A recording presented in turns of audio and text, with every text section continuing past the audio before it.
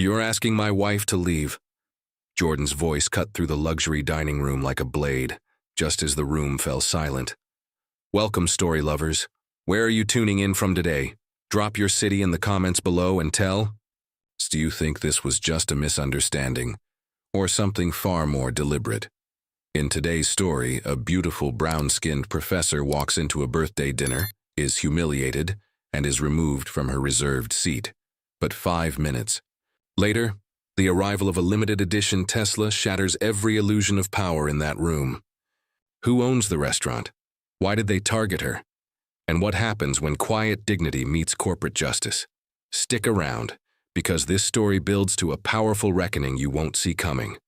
Don't forget to subscribe to our channel, so you never miss our latest true-to-life stories of dignity, downfall, and redemption. Let us know where you're watching from, and stay till the end. This seat wasn't just a seat. It was a line they should have never crossed. Alina Moore stared at the ivory envelope resting on the edge of her kitchen counter, its golden embossed lettering catching the soft morning light like it had something to prove. It wasn't the kind of invitation she was used to. She'd received plenty in her career: academic conferences, lecture tours, honorary panels. But this one was different. It was social, exclusive, gilded in a way that only the ultra-wealthy dared to be. It wasn't just any birthday party. It was the 6th birthday of Madison Langford, the daughter of Cynthia and Richard Langford, hedge fund elites, and partners in several real estate ventures with Jordan, her husband. The event was being held at Vivra Blanc, the city's most coveted restaurant, a place where reservations had wait lists longer than some Ivy League admissions, and where the menu didn't list prices, only symbols of prestige.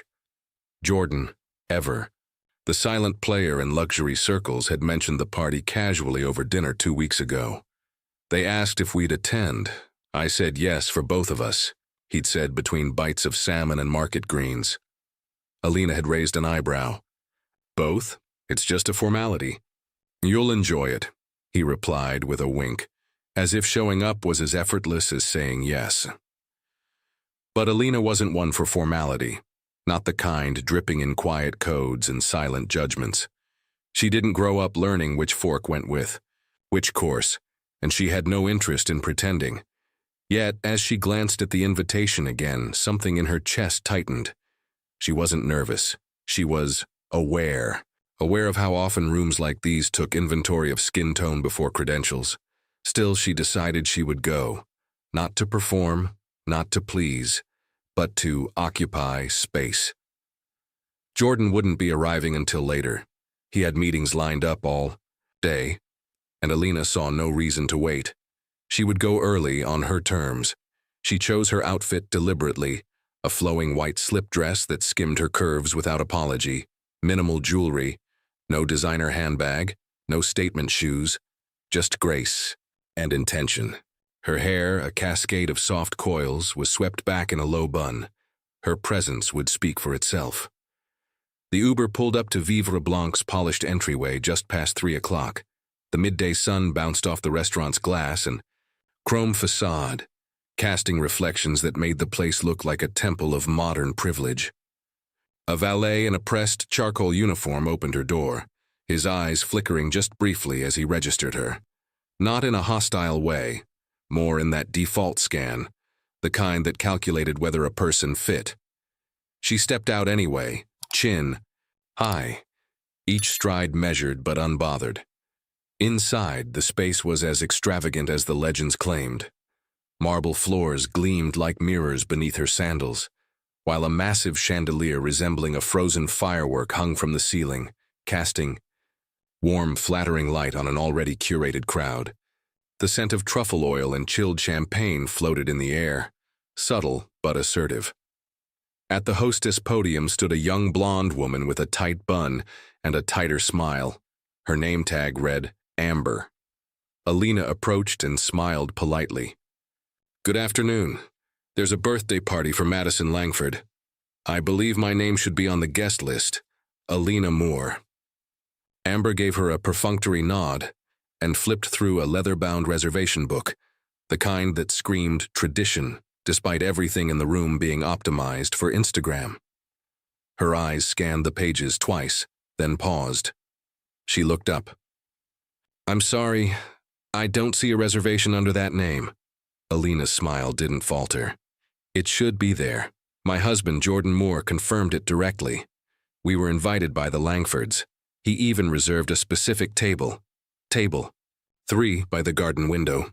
Amber's mouth tightened just slightly, the kind of micro-expression Alina had seen 1,000 times before, caught between protocol and perception. She leaned in to whisper to another hostess before turning back. "Would you mind waiting just a moment? I'll have our manager assist you." Alina stepped to the side, the soft music and conversation around her continuing like she was invisible.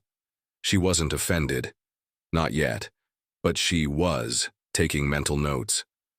5 minutes passed, then 10. She watched as guests arrived, most of them white, all of them dressed in a way that signaled effortless money. A woman in red Louboutins was ushered in without question. A man in linen gave the staff a single nod and was led to a private lounge. Then from across the room, a tall woman in a silk emerald dress entered like a storm wrapped in satin. Blonde, tanned, and confident, she swept toward the hostess stand. Amber straightened. "Ms. Langley, welcome. We have your favorite table. Ready? Table 3. Alina's heart thumped. She turned toward the hostess. "Excuse me," she said, keeping her voice even, "but that's the table my husband reserved for me." Amber blinked, her expression unreadable now. "I'm sorry, ma'am. There must have been a mix-up.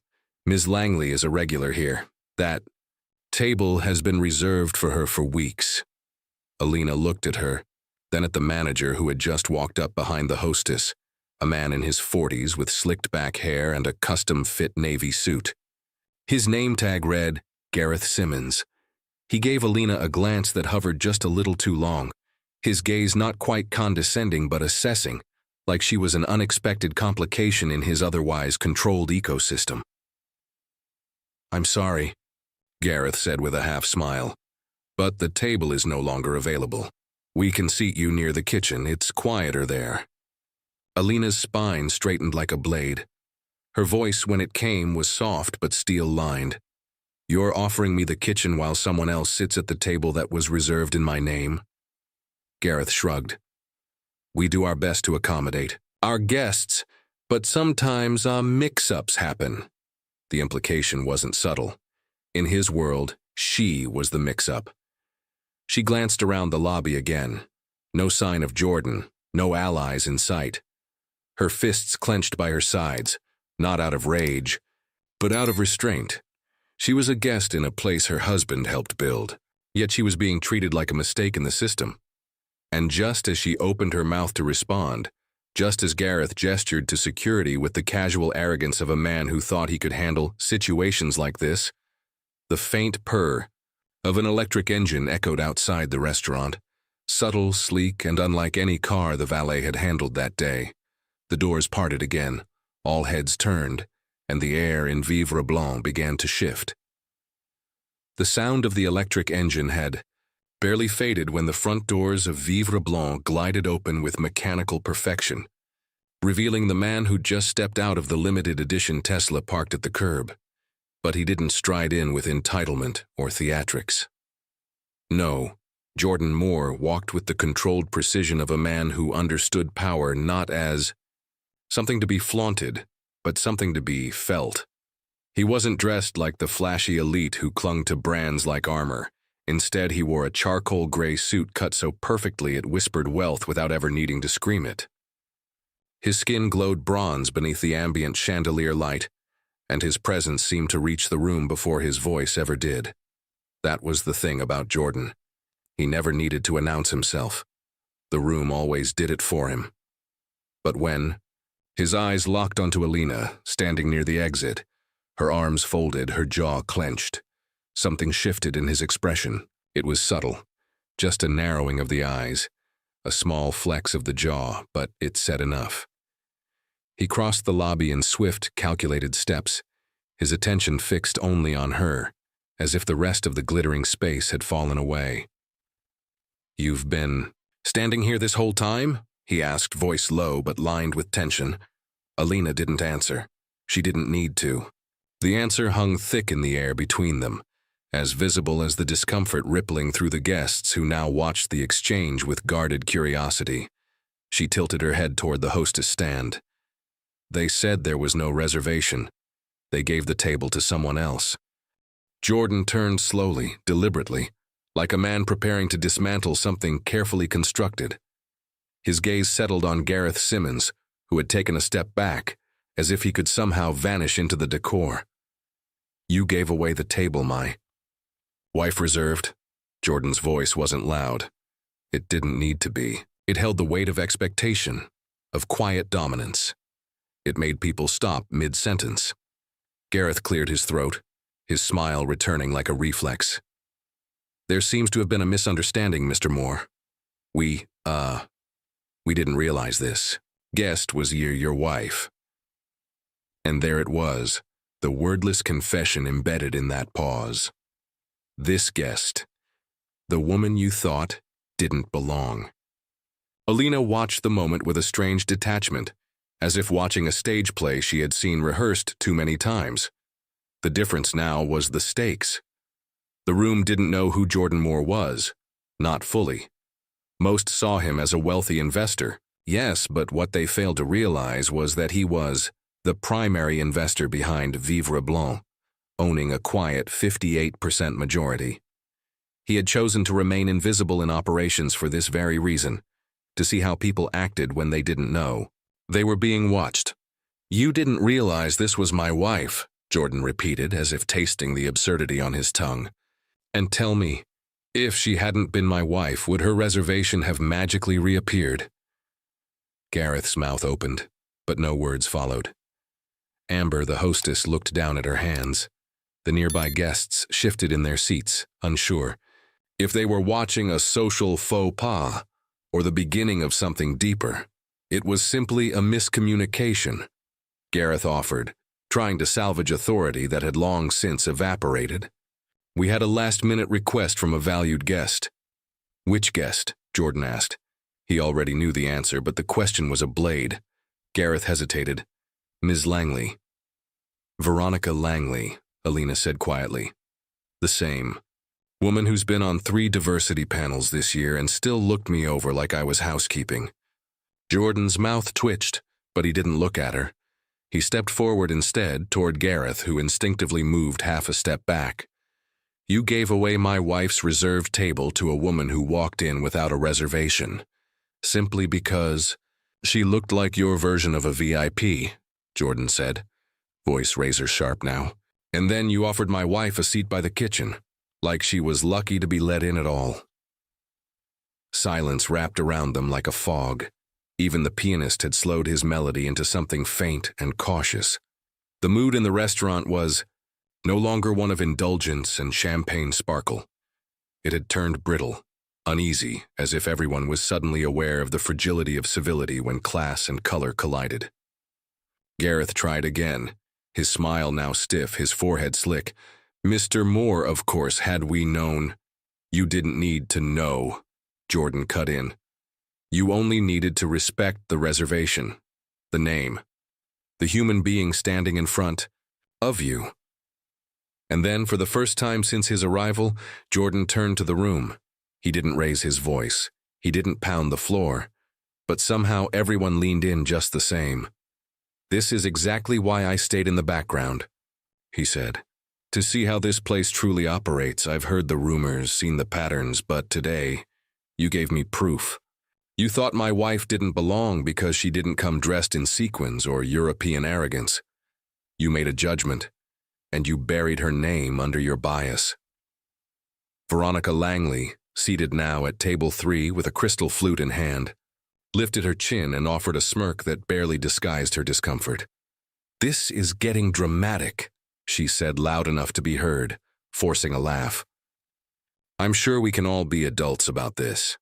Jordan didn't look at her. He was still staring at Gareth, who looked like he was unraveling by the second. My name, Jordan said evenly, is Jordan Elijah Moore. I am the majority shareholder of this establishment. And the woman you tried to diminish just now is not only my wife, she is Dr. Alina Moore, tenured professor at Westbridge University, published scholar, and the only person in this room who doesn't need to prove she belongs. With that, he turned to Alina and offered his hand, not out of chivalry, but solidarity. She took it, slowly, deliberately. Gareth stammered something behind them, but the moment had passed. The damage was done. And as they walked together, toward the center of the room, toward the very table that had been stolen from her, Alina didn't smile. She didn't glare. She didn't even flinch as they passed Veronica, who stared down at her drink, the sparkle in her voice now duller than the ice melting in her glass. First impressions had lied, but now the truth was starting to echo, and no one in that room would ever forget what it sounded like. The clink of crystal stemware and the low hum of ambient jazz resumed as Jordan and Alina crossed the dining floor, but it was only surface noise. Behind the sound, every eye in the restaurant was tethered to their steps. The velvet hush that had swallowed Vivra Blanc in the wake of Jordan's declaration hadn't lifted. It had only shifted. It was now the silence of restraint, of whispered judgments and sideways glances, of people pretending to sip from their glasses while their eyes trailed the couple like drones. Table 3, Alina's table, sat by the garden window, just as promised in the reservation. The glass behind it framed the restaurant's wisteria-covered courtyard like a painting, serene and curated, but nothing about the moment felt serene. At the table, Veronica Langley still sat like a queen, unwilling to vacate her throne. She didn't rise. She didn't even blink. She simply crossed her legs, swirling her drink as though the room still belonged to her. Jordan stopped just short of the table, his hand never leaving Alina's. "Ms. Langley," he said coolly, "I believe you're in the wrong seat." Veronica looked up slowly, her smirk unchanged, but her voice now edged with deliberate innocence. "Oh, I had no idea this table was such a point of contention. I assumed it was first come, first served." She paused to sip her drink, then added, "But if it means that much to her," Alina interjected sharply. "This was a matter of principle. But to you, it's always just been convenience wrapped in entitlement." Her voice didn't tremble. It cut, measured, and crisp, every syllable a slap against the porcelain politeness Veronica wore like a shield. A few guests near the table flinched. One older man in a designer scarf turned fully in his chair to watch. A younger couple near the bar exchanged wide-eyed glances. Veronica let out a breathy laugh and stood slowly, as if rising was her gift to the room. "Well," she said, brushing the front of her dress as though it had been sullied by proximity, "I suppose we're all learning our place today, aren't we?" Jordan didn't answer. He merely stepped aside, holding the chair for Alina, who sat down without a word. The manager, Gareth, had reappeared by then, hovering awkwardly by a decorative pillar, his composure bleeding through his cuffs. "Mr. Moore," he said, "if I may." "You may not," Jordan replied without looking at him. "Not here. Not now." Gareth recoiled as if slapped, swallowing whatever apology he was about to attempt, and instead turned toward the bar, motioning for the headwaiter with a desperate flick of his fingers. The room, though attempting to move on, couldn't escape the pull of the confrontation. Conversations now carried a stilted edge. Laughter sounded forced, and waiters drifted like ghosts, present but unsteady. Alina, seated in her rightful chair, surveyed the space with cool precision. She had spent a lifetime mastering the art of appearing unbothered in rooms designed to exclude her. She knew what it meant to keep her back straight while people questioned her right to exist in a space they had already claimed. But this was different. This was not a university boardroom or a publisher's gala. This was a room full of people who thought money gave them the license to erase her, and now they had been made to sit in the discomfort of her presence. Jordan didn't sit. Instead, he remained standing behind her chair, his posture straight, arms loosely folded, watching as Gareth approached once more. this time flanked by two security guards in discreet black suits. The sight of them was enough to stir murmurs from the corners of the room. "You've got to be kidding," Alina muttered under her breath, her eyes narrowing. "Mr. Moore," Gareth began again, feigning authority he no longer possessed, "we've had a request from another guest to de-escalate the tension. Perhaps it's best if we relocate Dr. Moore to another section of the restaurant. Let me stop you right there," Jordan interrupted. "Are you suggesting you move my wife because your guest is uncomfortable with her sitting at her own reserved table?" Gareth hesitated. "It's merely a courtesy suggestion, sir." At that moment, something snapped. Not loud, not visible, but real. Alina stood slow and deliberate, her hands resting lightly on the edge of the table. Her voice, when she spoke, was quiet, lethal. "So, to be clear, after denying my reservation, offering me a seat by the kitchen, handing my table to someone who came in after me, and watching her publicly mock me in front of your guests, you think the solution is to remove me?" She looked at the two security guards, then back at Gareth. "You want them to drag me out too? Because I promise you, I've survived worse things than this velvet-lined circus of false civility." Her words echoed, biting through the air like smoke through silk. One of the guards shifted uncomfortably, clearly unsure whose side he was meant to be on. Gareth paled. "Dr. Moore, please understand." "No," Jordan said, stepping beside her now. "You understand. From this moment forward, you and I are no longer speaking as manager and investor. We are speaking as two men on opposite sides of a lawsuit." The word lawsuit seemed to ring off the crystal glasses, bouncing around the room with an electric hum. Several heads turned openly now. Someone at the next table dropped their fork. Gareth took a full step back, his face twitching between alarm and calculation. "This isn't necessary." "It became necessary the moment you tried to erase her," Jordan snapped. "The moment your bias became company policy.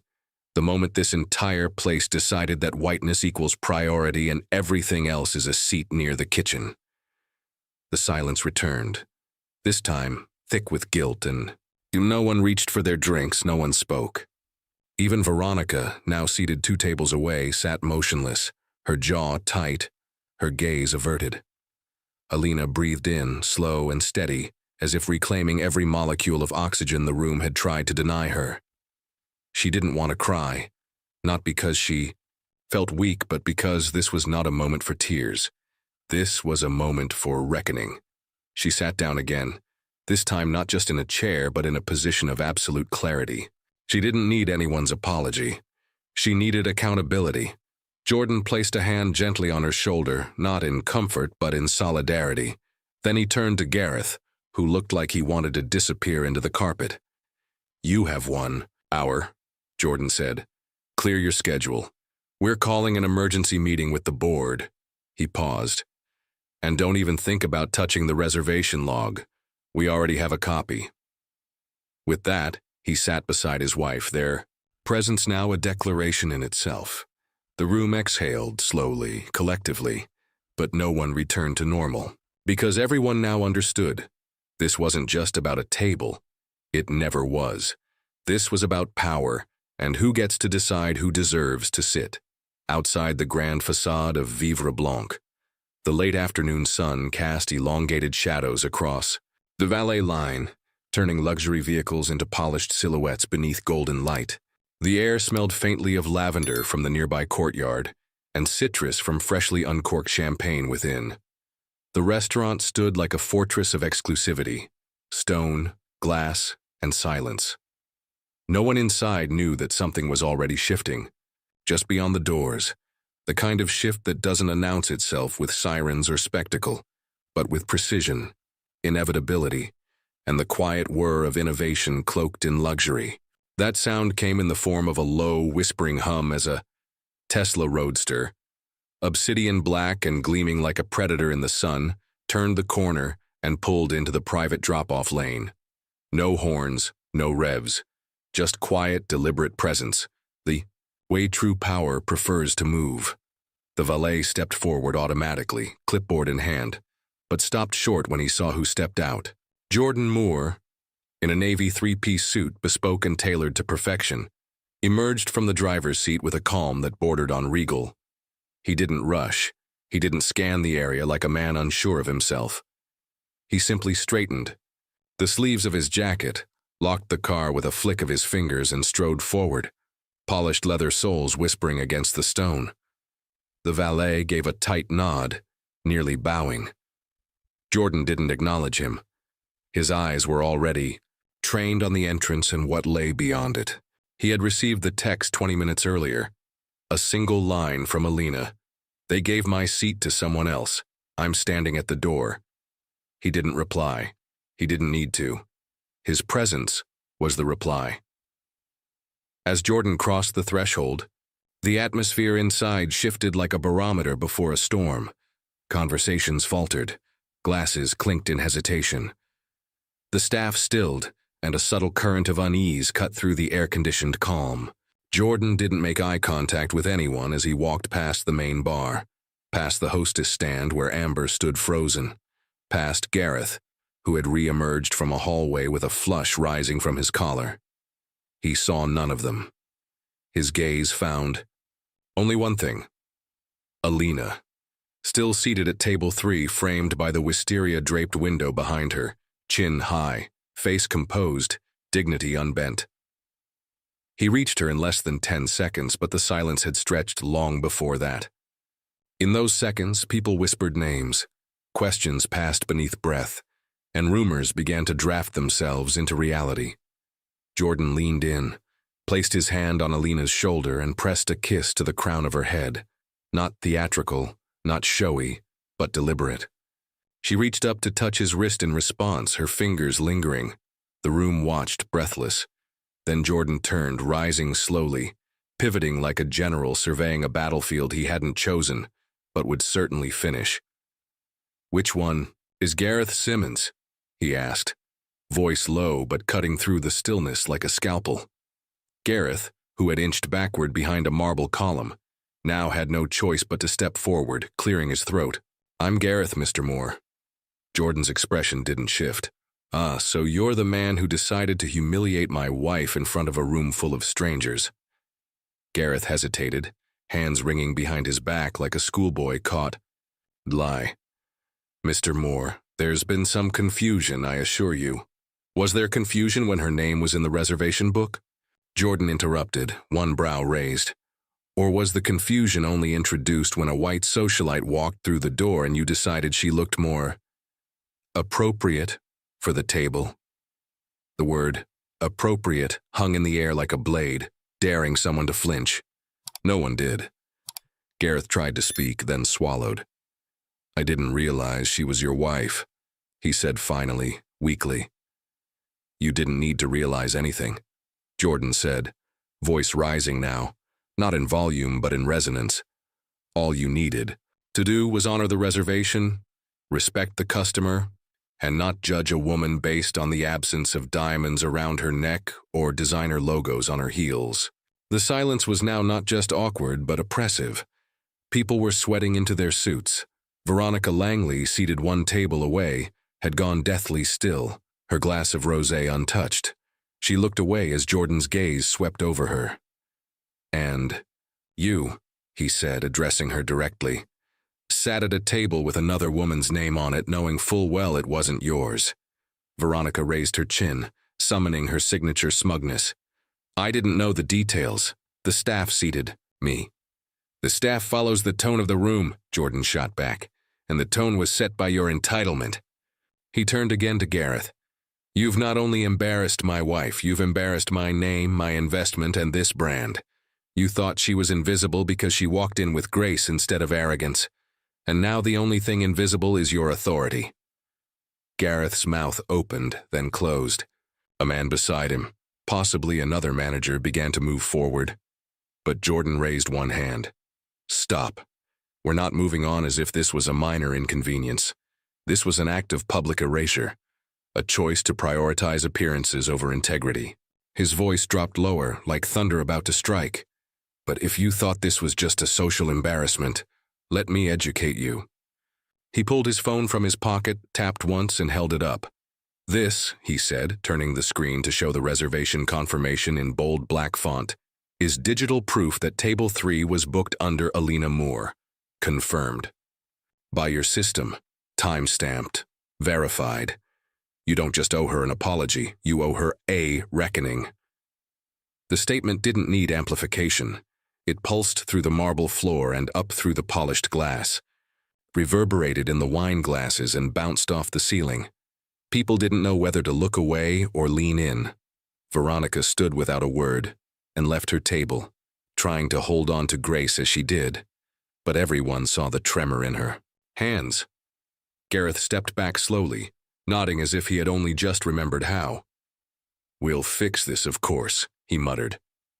"No, Gareth," Jordan said, stepping closer. "I will fix this. You, however, should prepare to explain to the board why this restaurant may not have a future under your management." And with that, he turned, took his seat beside Alina, and finally exhaled.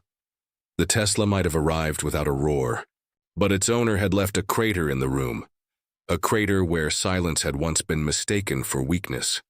The tension inside Vivra Blanc didn't dissipate after Jordan took his seat. It thickened. Like a storm that refused to break, it clung to the walls, seeped into conversations, and shadowed every silver fork lifted to trembling lips. Guests tried to resume the rhythm of luxury, ordered second glasses of wine, murmured about business and charity galas, but none of it rang with conviction. They were in the presence of something they rarely witnessed, power dismantling politeness, a system cracking at the seam. And Gareth Simmons, the manager who once ruled the floor with smooth glances and curated charm, now looked like a man walking across glass barefoot. He lingered at the edge of the dining room, pretending to take calls on his headset, eyes flicking to the corner where Jordan and Alina now sat.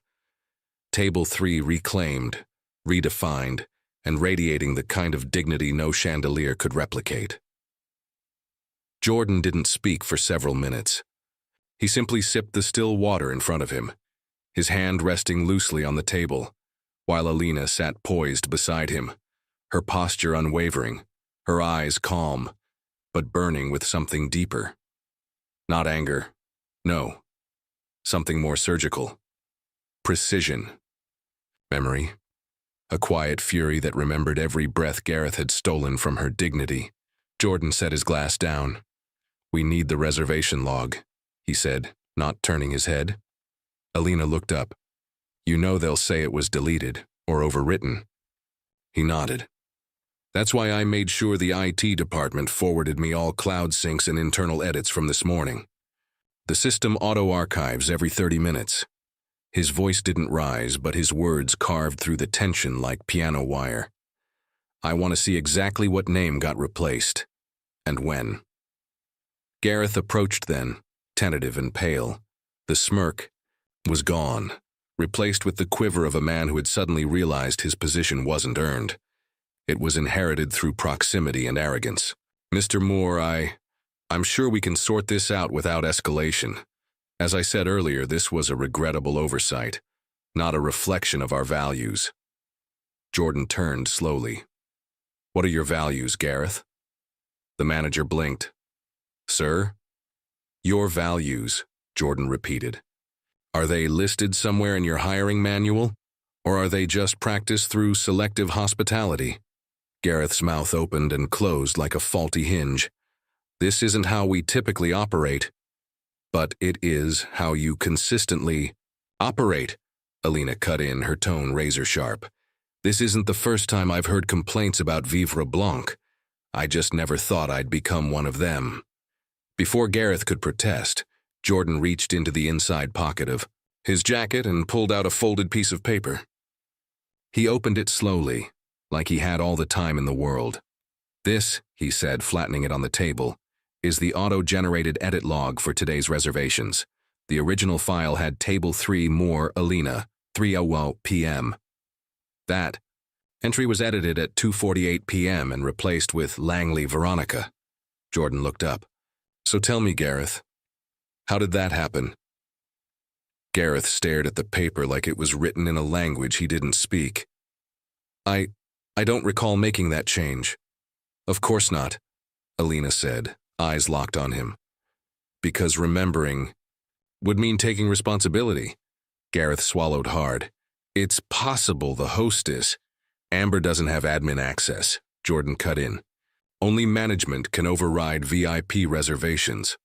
The implications settled like ash on Gareth's lapels. The man was unraveling, strand by strand, his posture shrinking beneath the weight of consequences he never imagined would come for him. Perhaps I misunderstood the instruction, Gareth said weakly, or thought the reservation was tentative. There's a confirmation number, Jordan replied, tapping the paper. Time-stamped, sent directly from your system to my assistant and forwarded to Alina. Alina leaned in slightly, her voice dropping to something soft but lethal. Do you have any idea how exhausting it is to fight for space you've already earned? To walk into rooms you helped build, only to be told you don't belong in them? Gareth didn't answer. He couldn't. His silence was a confession in itself. Across the room, the ripple effect of the confrontation had grown legs. Patrons were pulling out phones, pretending to scroll through emails while sneaking photos. A woman whispered into her husband's ear, and he nodded grimly. It was no longer a private humiliation. It was a public reckoning. And Vivra Blanc, for all its curated excellence, was beginning to look like a cracked mirror, refined, but splintered. Beneath the surface, Jordan folded the reservation log and tucked it back into his jacket. Then, with calculated calm, he reached for his phone again and pressed a button. A moment later, the restaurant's assistant general manager, a nervous woman named Rachel with dark-rimmed glasses, appeared beside their table. Rachel, Jordan said smoothly, please inform the board that I'm calling an emergency session for 7:30 p.m. Every senior staff member is required to attend, including Mr. Simmons. Rachel's eyes darted between Jordan and Gareth. Yes, sir. And in the meantime, he added, I want the full week's reservation log audited. Any edits, any deletions, any names that appear more than once or were mysteriously displaced. Gareth opened his mouth again, but Jordan held up a finger. Don't speak. Just prepare. Gareth retreated like a man walking backward off a cliff. His exit was wordless but no less dramatic than a scene from a courtroom drama. He had come into the day expecting to play host. Now he was a liability in his own house. As the manager disappeared behind a glass partition, Alina finally allowed herself a breath. Not relief, not victory, but grounding. She glanced toward Jordan, who sat beside her with one arm draped across the back of her chair, his face unreadable. You didn't have to come, she said. He turned his head. You shouldn't have had to stand. And that was the difference. In a world that measured women like Alina in margins and conditions, Jordan didn't elevate her. He recognized her. Her worth wasn't a debate. It was a fact, and that table? It had never been about food. It had been about the place, about being seen, about being counted, and now the restaurant would count the cost of its oversight. A server approached the young, visibly nervous, and set down 2 fresh glasses of wine without speaking. He didn't meet their eyes, but before he turned away, he placed a folded napkin discreetly on the corner of the table. Alina opened it slowly. Inside, written in looping pen strokes, were 4 words that said everything. You weren't the first. Jordan read it over her shoulder. He didn't flinch. Then it's time, he murmured, to make sure you're the last. At precisely 7:30 p.m., while the last course was being served to the oblivious elite still lingering in the dining hall of Vivra Blanc, a very different kind of gathering was taking place behind a frosted glass door at the end of a narrow corridor marked Staff Only. It led to the private boardroom, rarely used, always pristine, a space designed for power brokers to review numbers over espresso, not to face judgment. But tonight, judgment was the only thing on the menu. The room itself was coldly elegant. High-backed leather chairs encircling a polished obsidian table, a discreet projector embedded in the ceiling, and a built-in wine bar that no one dared approach. This wasn't a dinner meeting. It was a reckoning. Jordan sat at the head of the table, hands clasped, posture relaxed in the way only men with absolute leverage could afford. Alina was not in the room. This wasn't her battle to fight anymore. It had already been fought. Now, this was Jordan's war to finish. Across from him sat the board, 6 executives and stakeholders in tailored suits, some with silver hair, others too polished to be seasoned, but all fidgeting slightly under the weight of what they sensed coming. Gareth Simmons entered last. He moved like a man walking into his funeral, clutching a leather portfolio he hadn't opened all evening. His seat remained suspiciously unassigned, a subtle power play from Jordan, who let the omission hang in the air like a dare. Gareth cleared his throat and took the farthest empty chair without being invited, drawing a sidelong glance from one of the partners. The tension was immediate, measured, almost tactical. Jordan broke the silence first. Before we begin, let me state for the record that this emergency meeting has been called under Clause 12 of the Operating Charter, gross misconduct requiring executive review. His voice was calm, but every word hit like a gavel. You've all read the reports, but tonight we're going to talk about what the paper doesn't say. One of the older board members leaned forward, steepling his fingers. Jordan, I understand the situation was unfortunate, but are we certain this warrants such an escalated response? Gareth has been with us from the beginning. He helped build the Vivra Blanc experience. Jordan tilted his head, a faint smile, tugging at the corner of his mouth. And what exactly is the Vivra Blanc experience? Is it about ambiance and foie gras? Or is it about curating comfort for the right kind of guests? The silence after that question wasn't agreement. It was fear of the answer, of complicity, of what Jordan might already know. Another member, younger and more digitally inclined, cleared her throat. We've seen the reservation logs. The override is clear. But how can we prove intent? Jordan tapped a button on the black touchpad in front of him. The lights dimmed, and the projector descended with a soft, mechanical hum. Intent, he said, isn't always a signature on a document. Sometimes it's in a pattern. A screen blinked to life behind him, displaying a spreadsheet, color-coded, time-stamped, and damning. Over the past 6 months, there have been 17 instances where minority guests were either moved, delayed, or mysteriously not found in the system. In 12 of those, their reserved tables were reassigned to last-minute arrivals who happened to be white. In all 17 cases, Gareth had override access within the time frame of the change. The data was irrefutable, cold, clean, and quiet. But in that silence, a storm began to form in the faces around the table. One man shifted uncomfortably. Another leaned back in his chair like retreating would somehow protect him. Gareth's jaw twitched. With all due respect, he said tightly, you're drawing a lot of assumptions. There are dozens of reasons to make a reservation, VIPs, high-profile guests, special requests, none of which, Jordan interrupted, justify systemic bias. His voice, still level, now carried a distinct edge. This isn't about one guest.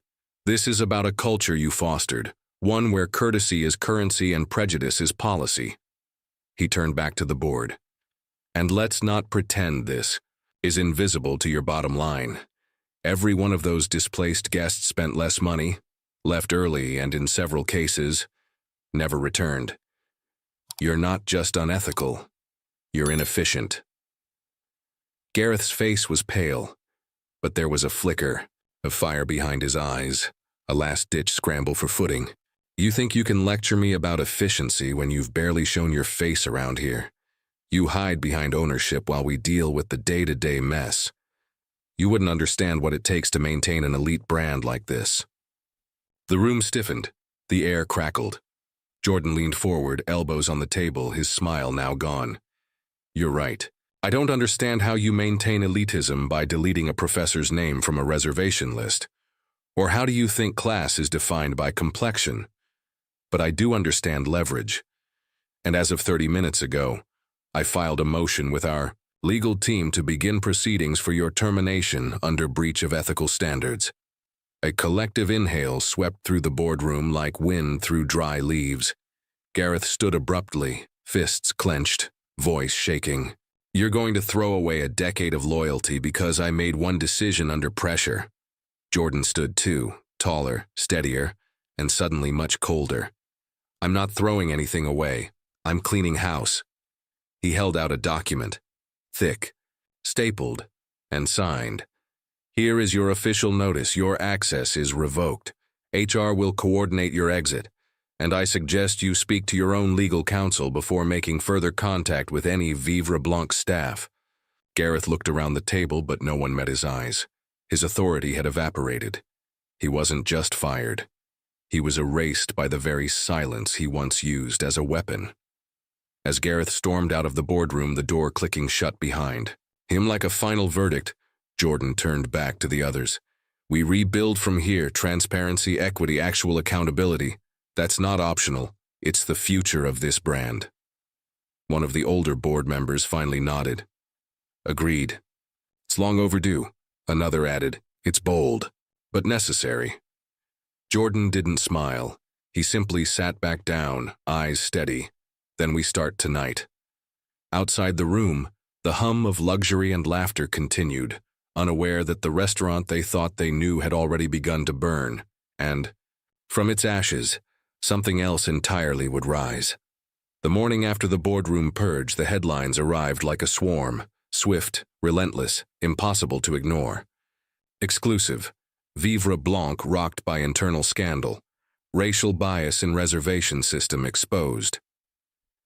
The article had leaked before dawn, fed by someone on the inside who had likely recorded parts of the board meeting. It didn't matter who, did it? What mattered was that the truth was no longer contained behind closed doors.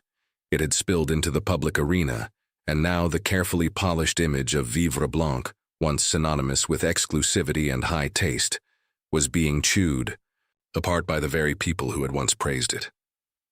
Jordan hadn't planned for the press leak, but he didn't flinch when it happened. He welcomed it. What Gareth and his silent enablers had tried to keep hidden with perfume and politeness had now become undeniable, and when truth becomes undeniable, it becomes uncontrollable. Within 12 hours, 5 major influencers who had tagged the restaurant on social media within the past year posted apologies for supporting a space rooted in silent exclusion. The Yelp page was flooded not with angry rants but personal stories, some calm, some devastating, all united by a shared pattern. My father wore his best suit and still got seated near the kitchen, wrote one user. I always thought it was just bad luck, another said. Now I know it wasn't. Even worse for the board was the statement from Alina. It came at noon, posted without fanfare on her university's blog, where she was listed as a visiting ethics lecturer. No dramatics, just a plain, powerful statement. When you have to fight to be seen in a place you helped finance, you begin to understand that exclusion wears many faces, some smiling, some silent. But silence is never neutral. The quote was shared over 10,000 times within the hour. Jordan watched it unfold from his penthouse office, overlooking a skyline that suddenly felt smaller than it used to. Lisa, his chief of staff, entered with her iPad in one hand and her jaw set with urgency. We just got a call from the mayor's office, she said. They're requesting a meeting, probably trying to contain the political fallout. Jordan nodded. Set it for Friday. Also, she continued, 3 employees from other luxury restaurants have come forward. What happened at Vivre Blanc isn't an isolated case. They're calling it the invisible velvet rope, discreet discrimination hidden in plain sight. Jordan didn't respond right away. He stood, walked to the window and looked down at the street below where Teslas, taxis, and tourists passed beneath banners proclaiming the city's commitment to inclusion. The irony wasn't lost on him. Tell them I want names, he said. If it's systemic, we trace the network. By 3 p.m., A coalition of entrepreneurs announced a task force dedicated to auditing upscale establishments for bias, reservation patterns, service behavior, incident logs. Vivra Blanc had become the catalyst, the first tile tipped. But now, an entire industry was shaking under the pressure. At 5:45 p.m., Jordan received a call from Richard Langley, patriarch of the Langley estate and uncle to Veronica, who had yet to show her face publicly since the night she was removed from Table 3. "You've made your point," Langley said, his voice smooth but sharp. "You've humiliated good people, solid businesses. Let's talk about dialing it back before this turns into a crusade." Jordan responded with only 2 words, "It is a crusade," and then he hung up. Meanwhile, inside Vivra Blanc itself, a different kind of transformation was underway. The staff had been called in for a private meeting. No suits, no customers, just truth. Jordan stood in the center of the empty dining hall, the tables stripped bare, the lights dimmed to something intimate and honest. The employees gathered, servers, hosts, kitchen staff, janitorial crews, many of whom had been silent. Witnesses for years. "Some of you have seen what's been happening," Jordan began. "Some of you lived through it, and some of you benefited from staying quiet." He paused, letting the weight of that truth settle. "I'm not here to punish anyone who feared for their job, but the culture of this place ends today. From now on, you don't report to people who think image is more important than integrity. You report to leaders who know what it means to be overlooked and overqualified at the same time." A young black server named Isaiah raised his hand.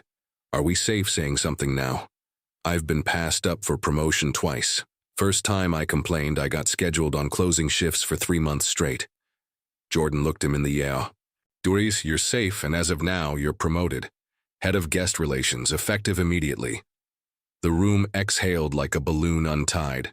Another hand went up, then another. Stories poured out, some whispered, some raw, all real. It wasn't just a meeting, it was a confession booth for a workforce that had been surviving, not thriving. And for the first time, they weren't just being heard, they were being believed. By the end of the week, Jordan had rolled out a formal policy across all his ventures. AI-assisted reservation tracking to monitor for bias patterns, anonymous internal reporting systems, and equity-focused training with oversight from third-party ethics boards. The media called it radical, competitors called it reckless, but customers called it right. And then, perhaps most shockingly, came the call from Veronica herself. She didn't lead with an apology. She led with calculation. "My family wants to make this go away. We'll donate, we'll publicly support your reforms. We'll even pull out of our silent investments if needed. Just stop dragging our name." Jordan listened, then replied, "Your name isn't being dragged, it's being revealed. And maybe it's time people see what's behind the smile." She didn't respond. She simply ended the call. But it didn't matter, the dominoes were falling faster now. Other industries, fashion, tech, publishing, began facing their reckoning as stories surfaced from employees who'd been inspired by the fallout at Vivra Blanc. Alina, ever the academic, was invited to speak at a global ethics conference. She declined the podium. Instead, she submitted a paper titled Table 3, a case study on silent power and the geography of disrespect. It was accepted within hours. The story had grown beyond them now, and Jordan knew it. He hadn't just disrupted a restaurant. He had cracked open a system. And though the road ahead would be lined with resistance, he understood what all revolutions begin with. One person being told they didn't belong and refusing to stand quietly by the kitchen. 1 week later, the wisteria hanging outside, Vivra Blancs had started to bloom again. Though this time it felt less like a backdrop for wealth and more like a witness to change. The restaurant's signage remained, but the energy had shifted subtly but irrevocably. Gone were the icy stares of exclusion, the performative smiles that once greeted only the right kind of guests. In their place was something quieter, but far more powerful, Awareness, responsibility, and a fragile hope being carefully assembled like crystalware on linen. That Friday evening, as the sun spilled molten gold across the polished pavement, a black SUV with tinted windows pulled to the curb.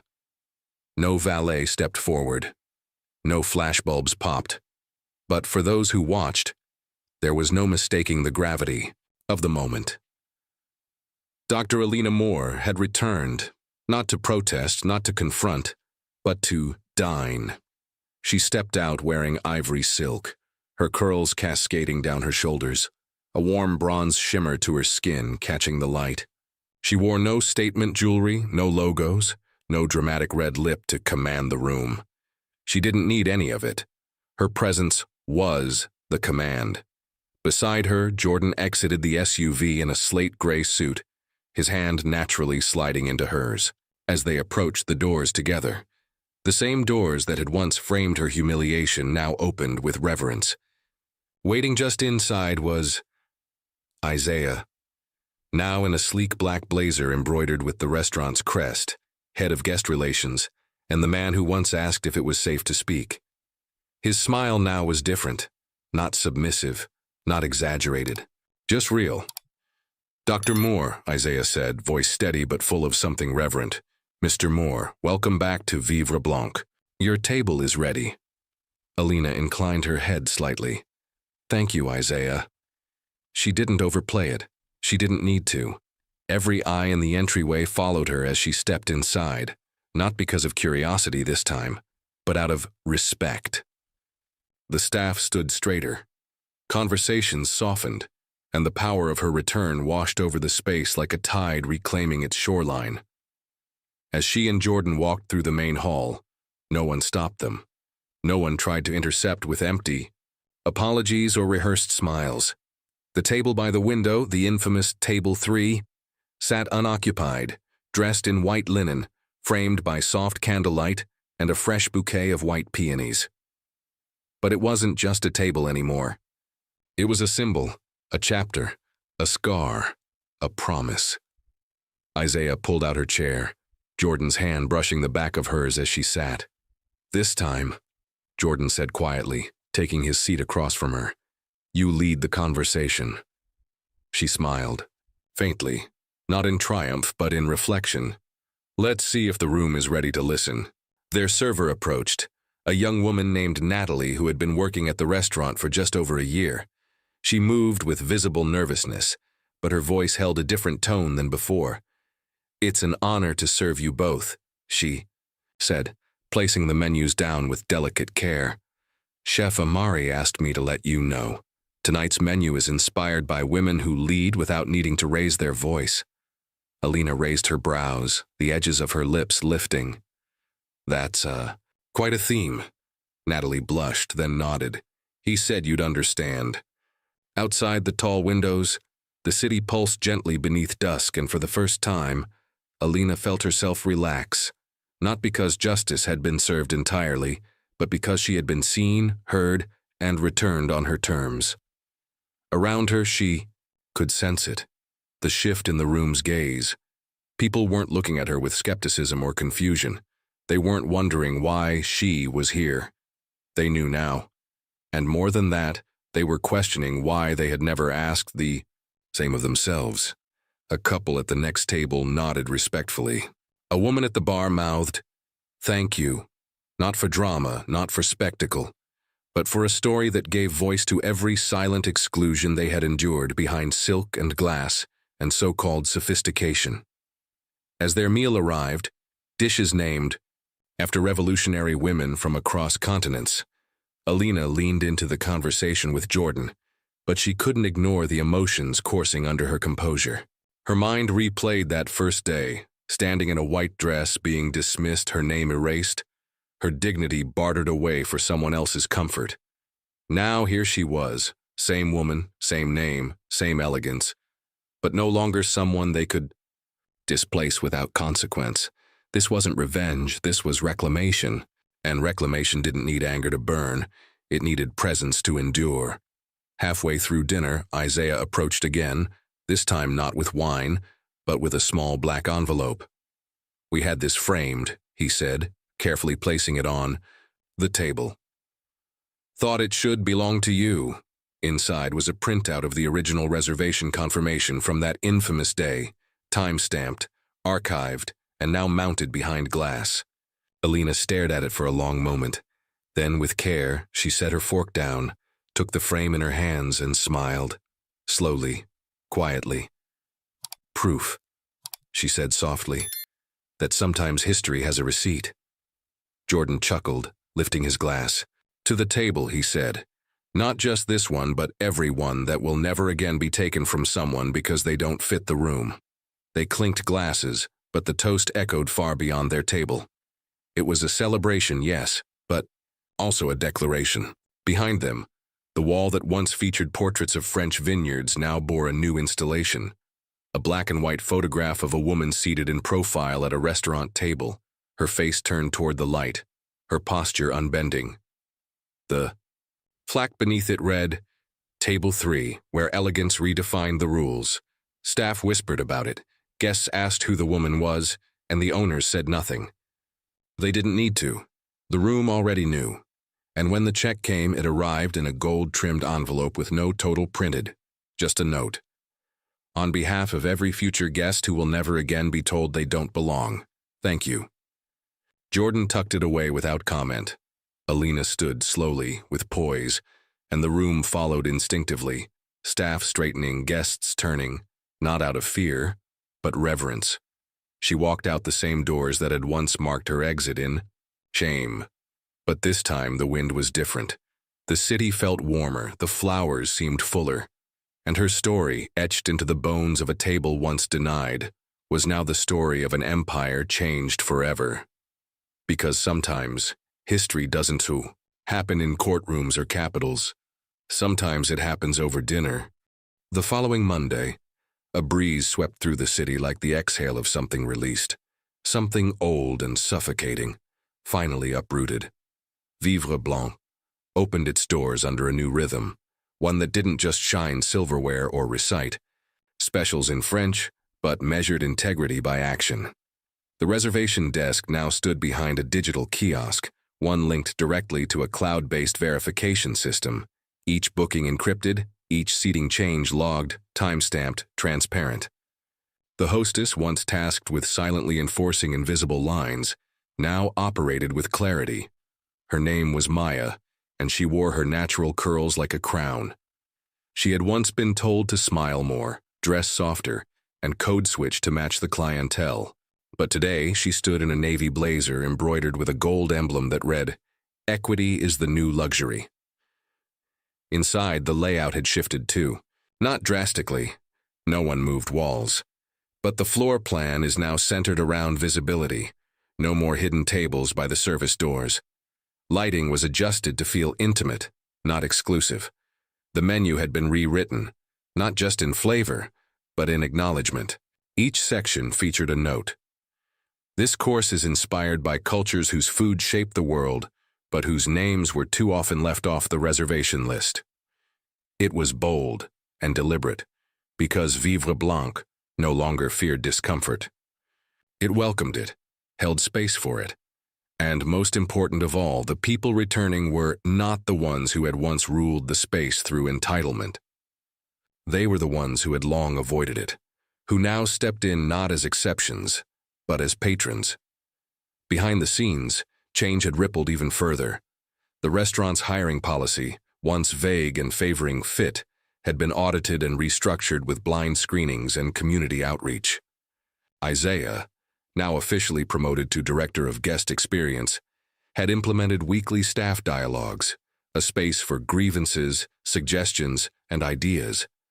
And at the top of it all was Jordan Moore, not as a silent investor anymore, but as an architect of a new standard. He didn't micromanage. He led with clarity, surrounded himself with voices different from his own, and kept his presence visible and accountable. His name had begun circulating in the hospitality world, not just as a mogul, but as a disruptor. Not everyone approved, but no one could ignore him. As for Alina, her return to campus was met with quiet applause. Students who once admired Her from a distance now stopped her in corridors to say, "I saw the article," or "Thank you for speaking when others wouldn't." She smiled graciously but deflected attention because she had never intended to be the symbol of a movement. She had simply refused to vanish. Her guest lecture, originally titled Ethics in Emerging Systems, was renamed by the university The Geography of Power. Whose table is it anyway? Attendance tripled. She didn't speak of her own story until the end. "It wasn't just about a seat," she said.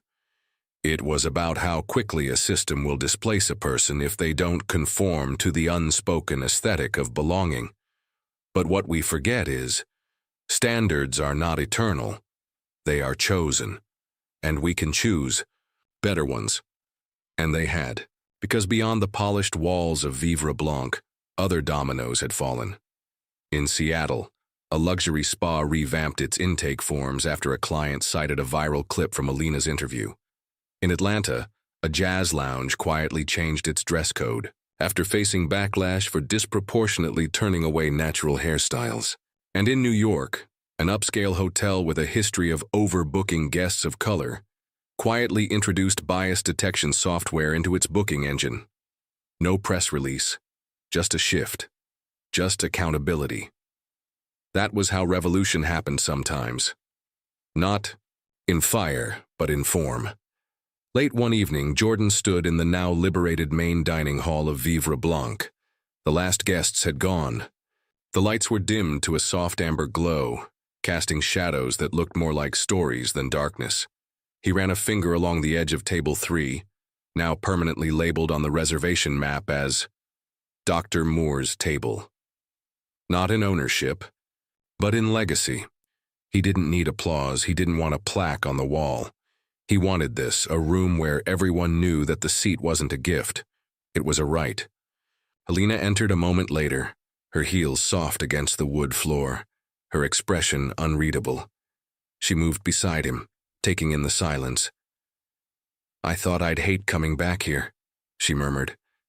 "But instead, it feels like I finally own the silence." Jordan turned to her. "Not own," he said. "You rewrote it." Together they stepped onto the terrace where the city's heartbeat throbbed in distant traffic and faraway conversations. She leaned against the railing, the air crisp, stars blinking like quiet witnesses above them. "Do you think it'll last?" she asked. Jordan was quiet for a moment. "It'll evolve, some will resist, some will perform, but enough will remember. And that's all you need to shift the axis." A moment passed. "It started with you," he added. "One name on a ledger, one woman who didn't back down." She smiled, not for him but for herself. "I didn't need to win the argument," she said. "I just needed the room to admit it was wrong."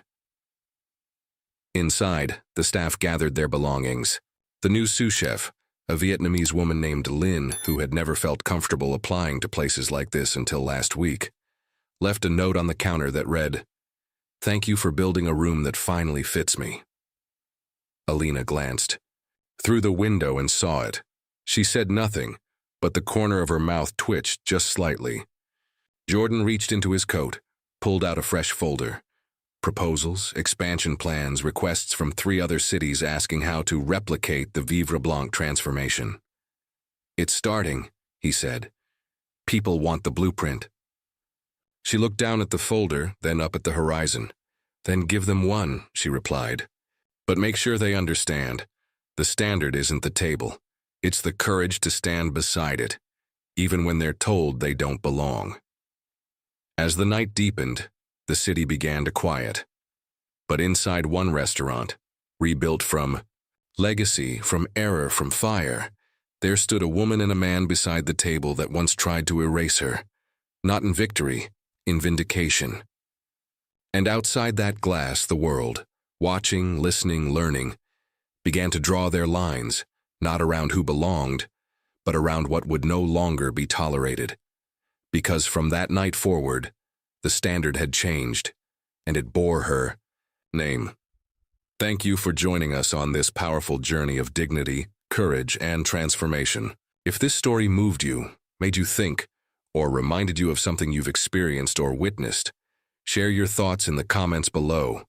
We'd love to hear your voice. Don't forget to like, subscribe, and turn on the notification bell so you won't miss the next story that just might change how you see the world. Until then, stay brave, stay kind, and never be afraid to reclaim your seat at the table. See you next time. She walked in quietly. No announcement, no entourage, just confidence and purpose. Enough to make them uncomfortable. They didn't ask who she was. They just looked at her, laughed behind fake smiles, and told her to leave. Mocked, dismissed, pushed out like a problem. But she didn't raise her voice. She didn't fight back with anger. She stood her ground and watched as their certainty shattered. What happens when the person you humiliate turns out to own the building you're standing in? This isn't just a story about race or class. It's about what people reveal when they think no one is watching. Before we begin, subscribe to hear more true stories that challenge, shake, and inspire. And if you're watching this right, now drop a comment. Where are you tuning in from? Because by the end of this story, you'll understand why silence can be the loudest power of all. The rain had dried, but the streets still held the memory of it. Wet asphalt gleamed under Charleston's dim evening lights like a stage after the curtain had dropped. Melissa Rowan stepped out of the black sedan, her sneakers making soft, deliberate contact with the pavement.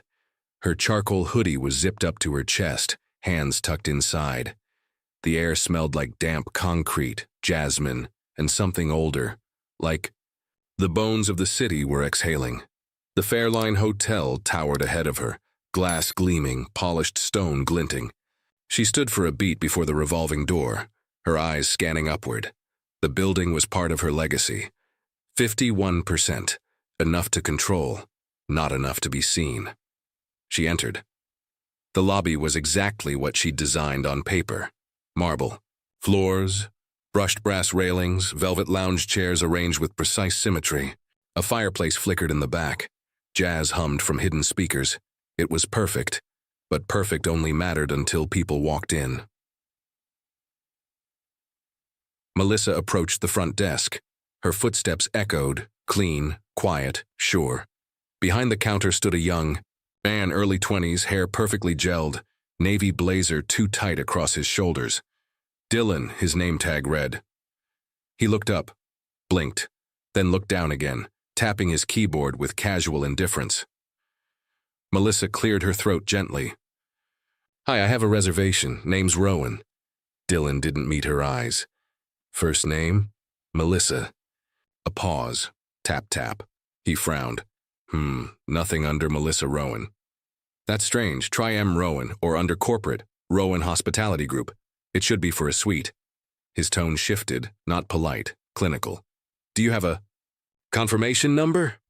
"No, but without a number I can't verify your booking, sorry." Melissa's jaw tightened, but she kept her voice even. "It was booked internally. You should see a note attached. I believe it's Suite 1701. Dylan tapped again, sighing just slightly. "There's a booking under Rowan Hospitality. But that's reserved for senior execs, corporate clients, not walk-ins." Melissa let the silence stretch. Then, "That's me." He blinked, then smirked, a flicker she knew too well. "You're with corporate?" "I'm the CEO. The smirk hardened into skepticism. He reached under the desk and tapped a small call button. "Just a moment," he said, and disappeared into the back room. Melissa turned slightly. Two guests, white, well-dressed, clearly affluent, entered the lobby behind her. They walked straight to the other clerk, smiles, small talk, keys handed over in seconds. She waited. Her shoulders stiffened as Tom stepped into view. The security guard, mid-50s, pale, ex-military stance. His hand rested on his belt, not on his weapon, but close enough to speak volumes. His eyes scanned her outfit before they met her gaze. "Ma'am, is there a problem here?" Melissa faced him calmly. "No, just trying to check in." "Gotcha, just hanging around the desk then?" I have a reservation, she said. I've already explained that. Tom's posture didn't change, but the air around him did, tighter, watchful. Behind him, the office door opened. Linda, the night manager, emerged, mid-40s, carefully styled blonde hair, lipstick too red for the hour, clipboard in hand like it was a weapon. She approached coolly professional. Evening, I hear there's some confusion? Melissa answered calmly.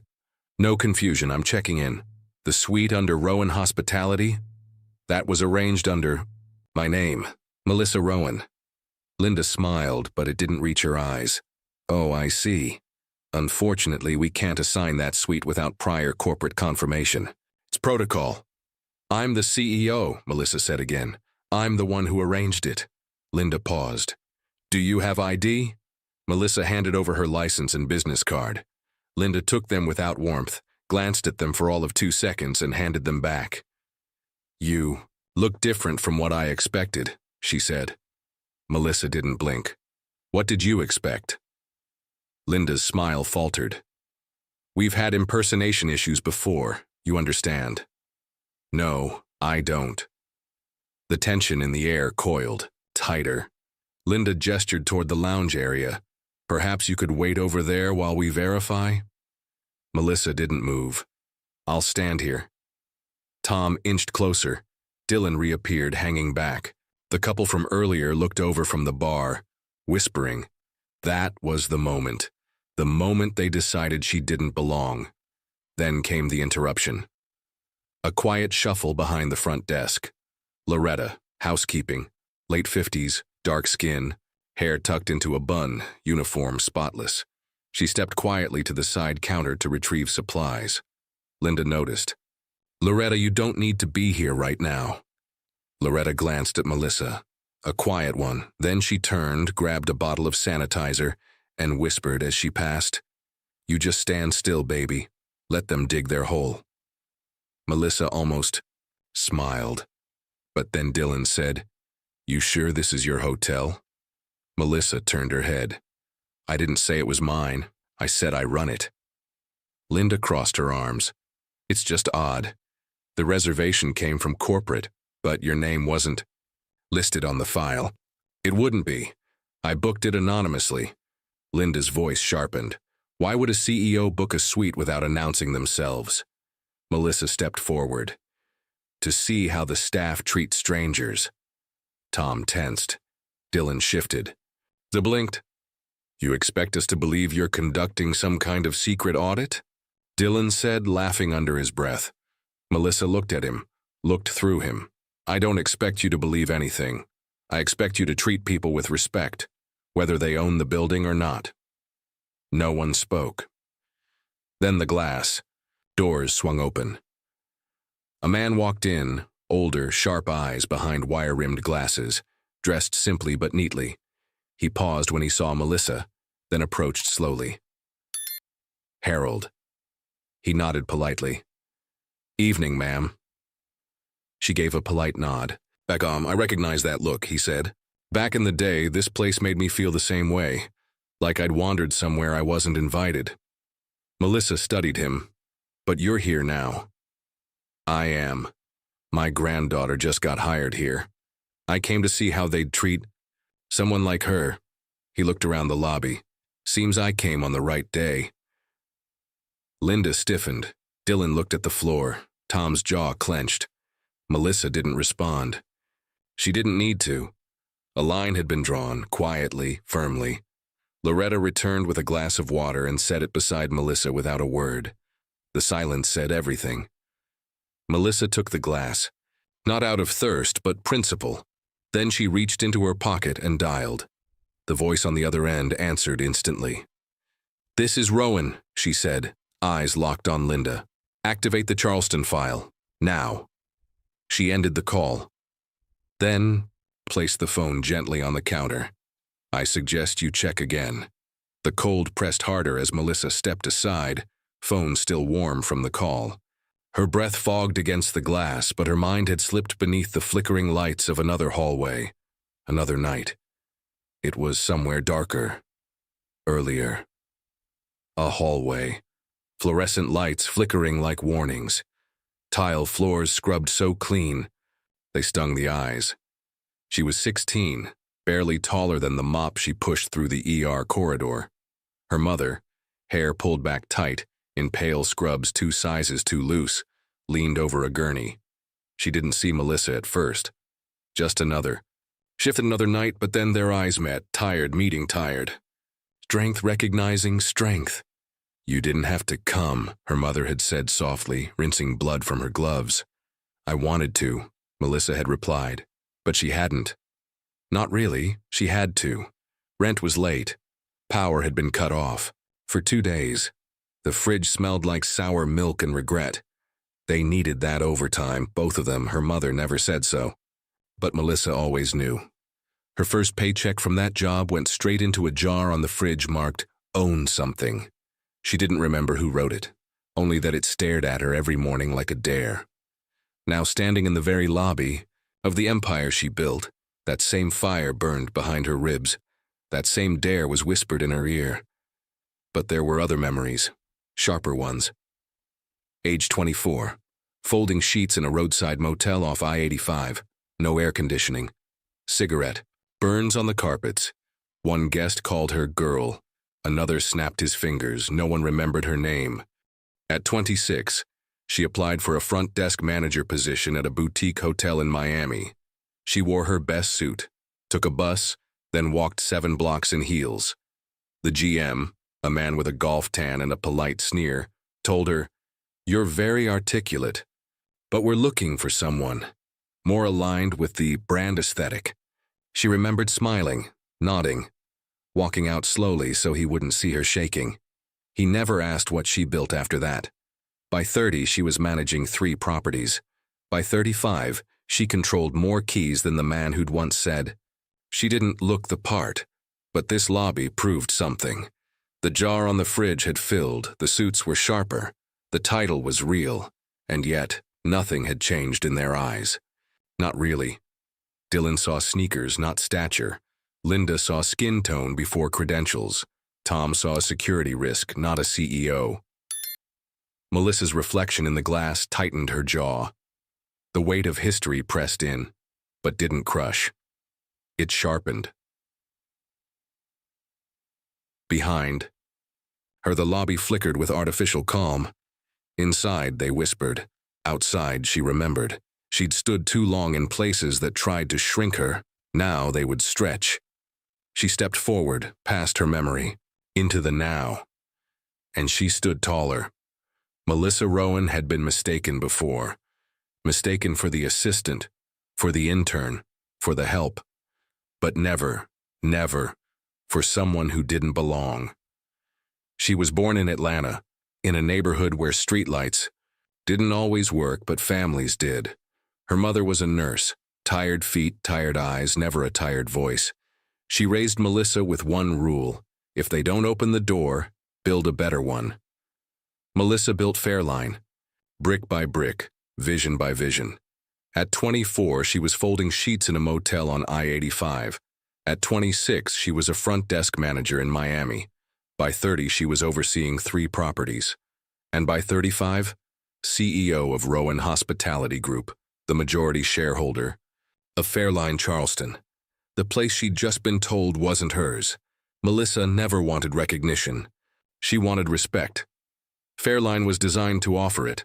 But tonight, standing outside her lobby with security watching her every move, she realized her dream had a crack. And cracks, if ignored, become a collapse. So she stood still while they buried themselves in their assumptions. The silence after Melissa ended the call was thick. No one moved. No one breathed too loudly. She could feel it, an invisible clock ticking between her calm and their collapse. Dylan looked at Linda, waiting for instructions. Tom hadn't stepped back, but something in his stance had shifted, like even he was starting to wonder who he was circling. Melissa didn't flinch. Her phone remained on the counter like evidence. Still, no one touched it. No one dared. Linda folded her arms across her clipboard, voice clipped. Who did you just call, exactly? Melissa didn't answer. Not immediately. Instead, she glanced toward the couple who'd been checked in moments earlier. They were sipping cocktails at the bar, trying not to look, but failing. She could feel their stares, like she was a performance they couldn't turn away from.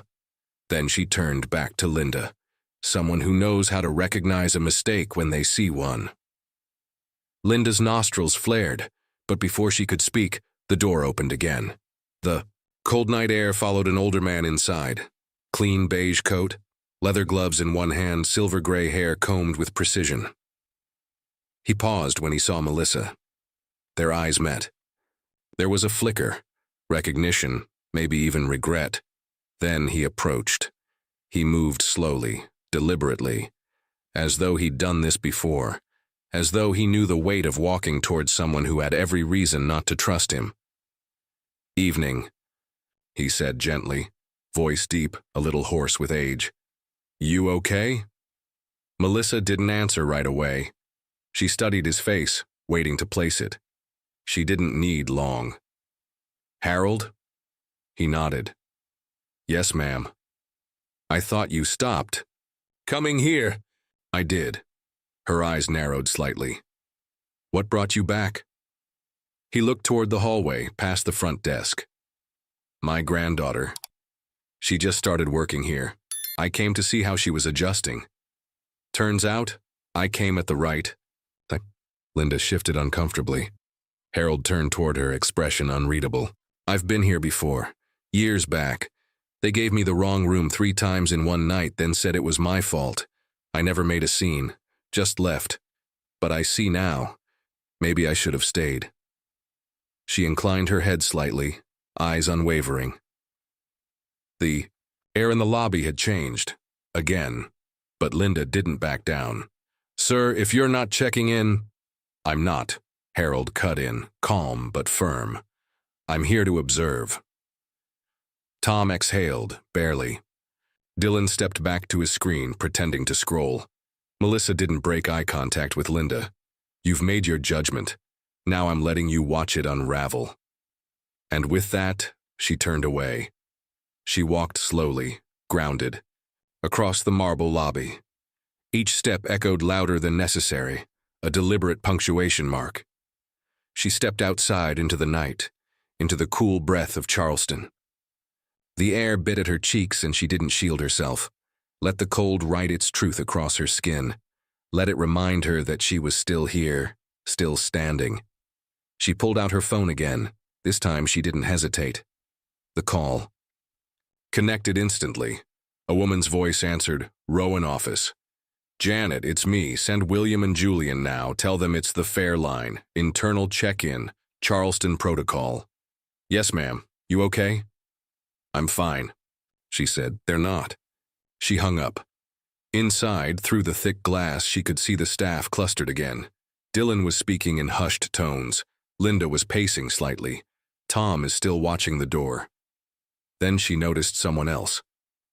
Near the far side of the lobby, by the hallway leading to the staff quarters, a young woman stood, half in shadow, half out.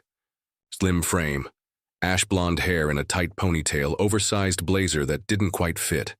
Pamela, the intern, 22, maybe younger. She was holding her phone chest high, screen tilted forward. Recording.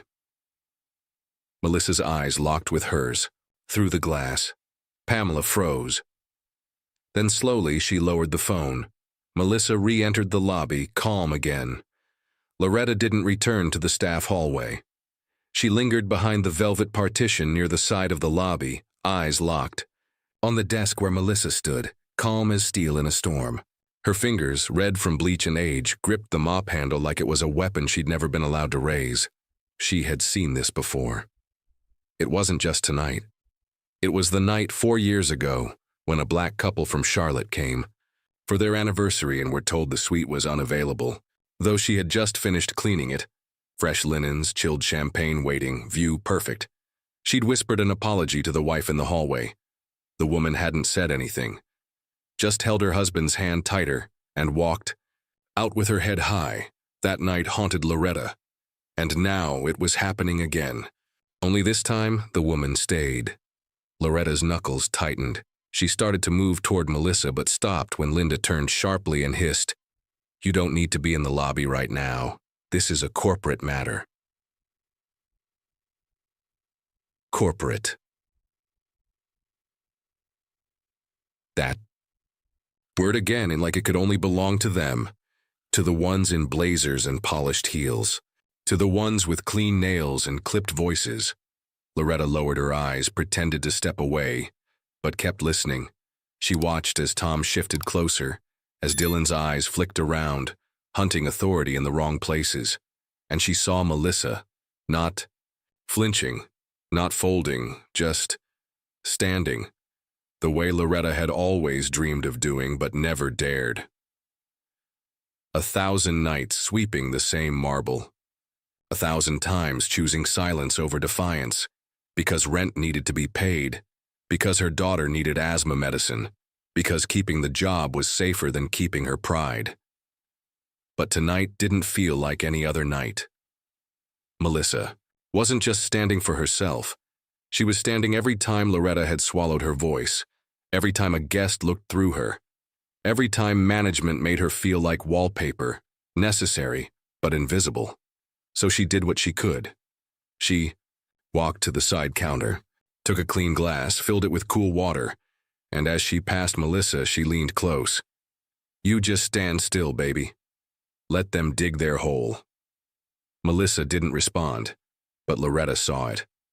The almost smile, the flicker of fire, the moment of recognition. Loretta returned to her cart without another word, not because she was done, but because she had finally said enough.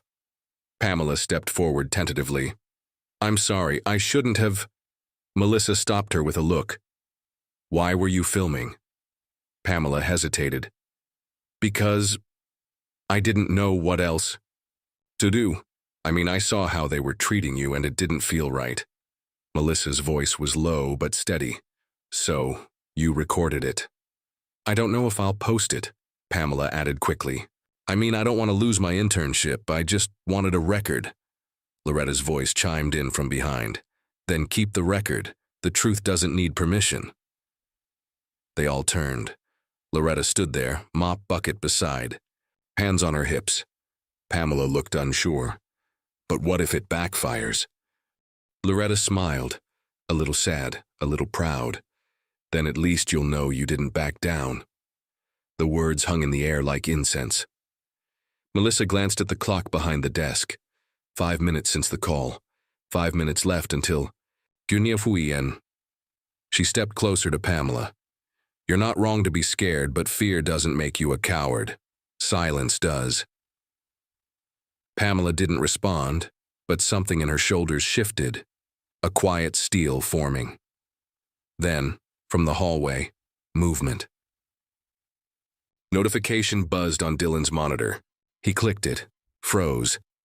Melissa watched his reaction like a surgeon watches a heartbeat monitor, measured, focused. He turned toward Linda. Linda?" Linda walked over. He whispered something. Her eyes snapped up. She stared at Melissa, then turned and vanished into the back office again. Melissa waited. No more words. No more defenses, just waiting. Like a storm that had already formed, and all that was left was the sound of thunder catching up to the light. The minutes stretched like piano wire, thin, tight, ready to snap. Melissa remained at the center of the lobby, unmoved. The eyes on her flickered with confusion now. Not pity, not respect, just fear of the unknown. It wasn't her presence that frightened them. It was the possibility they'd misjudged her, and that she'd come back with a reckoning. Inside the glass doors, Dylan kept glancing at the hallway. Linda had yet to return. Tom stood still, though his posture now carried less dominance and more uncertainty. Pamela lingered by the corner, her phone back in her pocket but her mind racing. Outside, traffic murmured in the distance, Charleston's heartbeat pulsing through its cracked brick and colonial skin. Melissa stayed by the window, face unreadable, hand wrapped around the glass of water Loretta had given her. Then the ringtone buzzed softly in her palm. She answered without hesitation. Yes. A voice replied, calm, male, clipped with authority. We're 4 minutes out. Julian's with me. Melissa's tone didn't change. Front lobby. You'll know. She hung up. Inside, Dylan typed furiously now, checking. Names, cross-referencing files, as if scrambling could erase what had already been recorded in memory and digital logs. Tom adjusted his belt again, the gesture now more for comfort than dominance. He wasn't in control anymore, and he knew it. Loretta stepped out of the staff hallway, gloves still on, rag in hand. She glanced at Pamela, then a question, low, and pointed. You still got that clip saved? Pamela nodded. Good, Loretta said. Don't delete truth just because it makes people squirm. Pamela's voice was a whisper. What if they fire me? Loretta's smile was tired but firm. Then they never deserved you. The air inside the lobby had grown thicker, like something had shifted, but hadn't yet settled. Pamela looked back toward the hallway, hesitating. Her hand hovered. Near her phone again, but this time not to record, to delete. She didn't. Dylan leaned against the counter, jaw tight, eyes flicking between the glass door and the back office. His fingers tapped the wood rhythmically, not out of boredom, but nerves. He hadn't spoken since the last exchange. Now, he seemed trapped in his silence. Then he moved. He pushed off the desk and walked almost reluctantly toward Loretta, who had just returned from the hallway with her gloves off, mop still in one hand. She looked up when she heard his steps, gaze sharp but unreadable. Loretta, he said quietly, almost under his breath. Can I talk to you? She didn't answer. She just waited. Dylan lowered his voice. Did you think I meant to be that way? To her? Loretta stared at him for a long second. The silence stretched like a thread between them. Then she answered, I think you didn't bother to ask yourself who she could be. Dylan's shoulders sagged. I didn't know. That's the problem, she snapped. You didn't know and you acted like you did. You looked at her and you decided in seconds. No name, no ID, just sneakers and skin.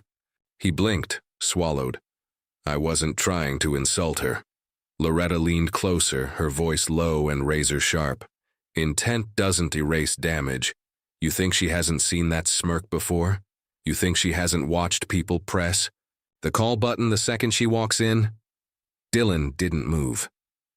She's the reason you get a paycheck, Loretta continued. And she stood in front of you like any guest would. Polite, patient, calm.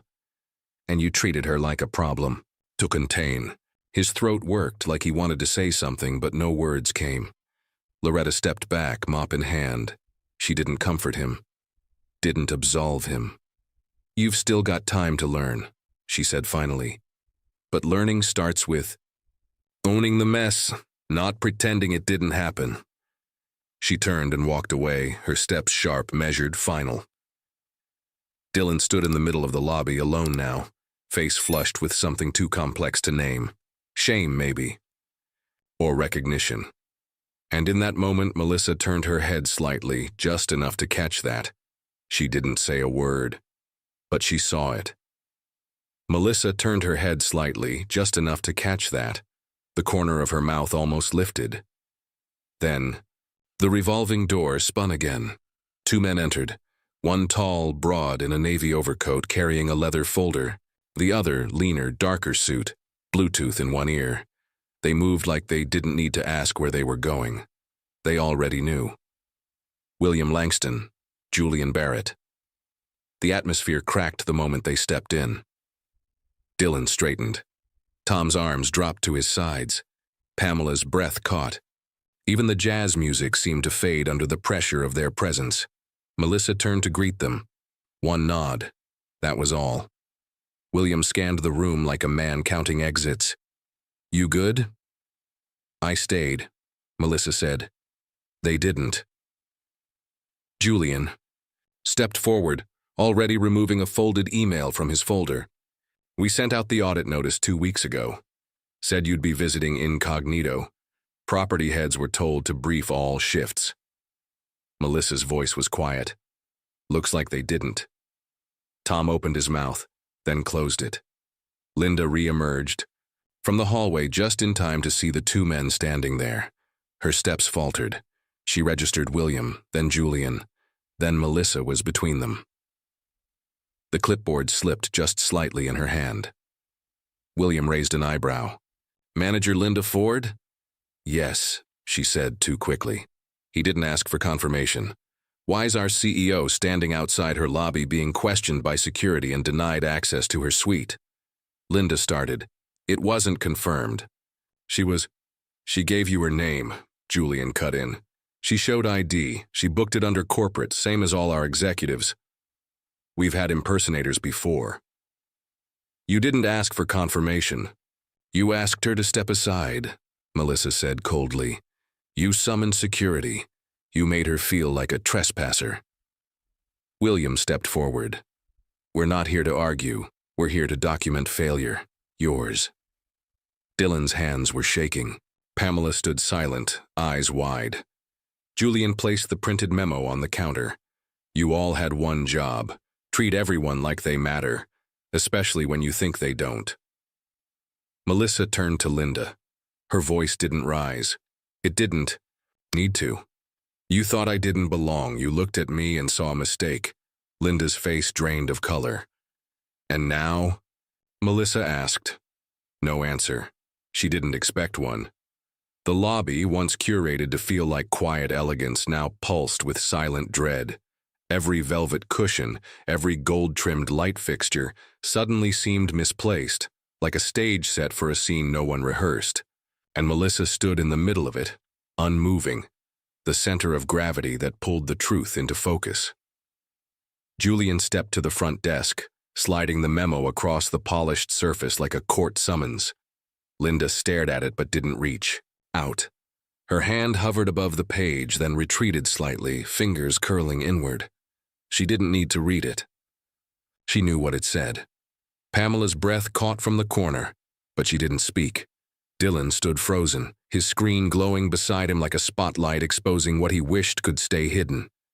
William kept his arms folded, eyes steady, on the team like a drill sergeant inspecting cracks in formation.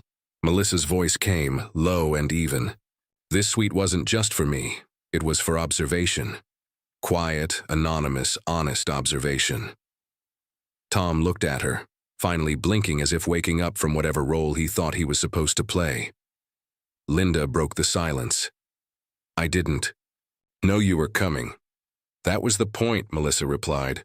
"When you know we're watching, you serve smiles, but tonight was real." Her words fell like a weight. Not loud, but unmistakable. William moved closer to the front desk. The memo didn't just say she was coming. It said she could arrive at any time, in any form, and you were to treat every guest like they were her. That was the test.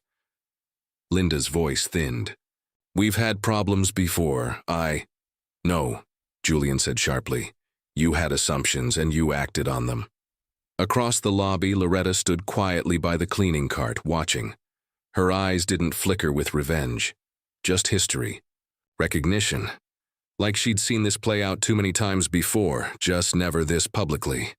Dylan found his voice. "I wasn't trying to be disrespectful." "You weren't trying at all," Melissa said, turning to face him. "You looked at me and decided in 3 seconds. Wrong outfit, wrong tone, wrong skin." Dylan dropped his gaze. Linda straightened her spine, clutching the clipboard tighter like a shield. "This is a misunderstanding, that's all." Melissa's eyes narrowed. "You summoned security on a guest who asked for a room. You questioned my legitimacy even when I gave you credentials, and then you told me I didn't look the part." Linda opened her mouth, but the weight of those words closed it again. Julian reached into his coat and pulled out a small tablet. He tapped a few buttons, then held it up. The lobby screen behind the desk lit up, flickering to life. A paused frame filled the screen. Melissa at the counter, Dylan leaning away, Tom's stance aggressive. He pressed play. Voices rang out, too clear, too sharp. Linda's tone, clipped and patronizing. Dylan's disbelief. Tom's cold, steady inquiry. No one moved. It played for only 30 seconds, but it felt like a courtroom testimony. When it ended, silence fell again, deeper this time. Pamela looked as though she wanted to sink into the floor. She stepped forward, almost trembling. There's more. Julian turned. What do you mean? I recorded it too, she said, pulling out her phone. From the side, I saw it happening. She looked at Melissa. I couldn't let it slide. William nodded once. Send it to my office, immediately. Linda stepped back. You're seriously going to use footage from an intern? Melissa responded before William could. I'm going to use the truth. I don't care whose hands it comes from. Linda shook her head, defensiveness rising fast. We were doing our jobs. Melissa's voice chilled. No, you were doing your version of the job. The version that excludes anyone who doesn't look like they belong on a brochure. Dylan looked up again, panic behind his eyes. Are we fired? No, Julian said. Not yet. Linda turned to William. I've been with this company for 11 years, one bad night. One exposed night, Melissa cut in. This wasn't new behavior. This was just the first time someone stayed long enough to let the mask fall off. Tom took a quiet step back. He didn't speak. He didn't have to. Melissa's eyes moved to Loretta. You knew. Loretta nodded slowly. I've worked here since the ribbon cutting. I've seen people turned away for less, but I stayed because I thought maybe it would change.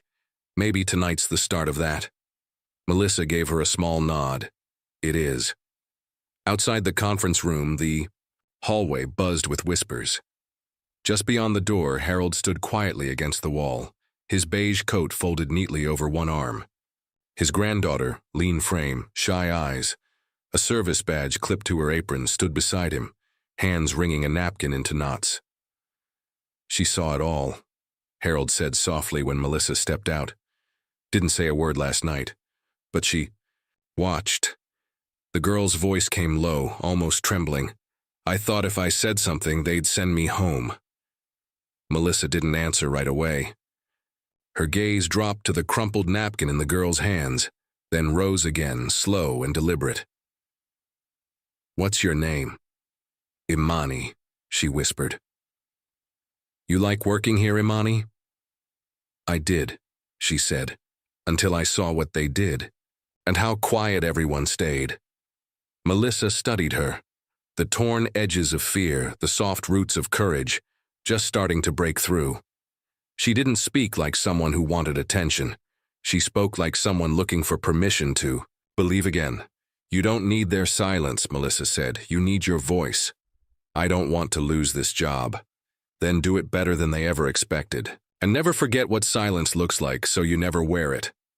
Imani blinked, then nodded just once. Harold placed a hand on his granddaughter's shoulder. Pride bloomed behind his tired eyes. Last night, he said, I didn't speak because I thought I didn't matter. She reminded me I do. Melissa gave a faint smile. So speak now. Every time it counts. She turned back toward the conference room. The door swung open before she reached it. Julian waited with a nod. Time, he said.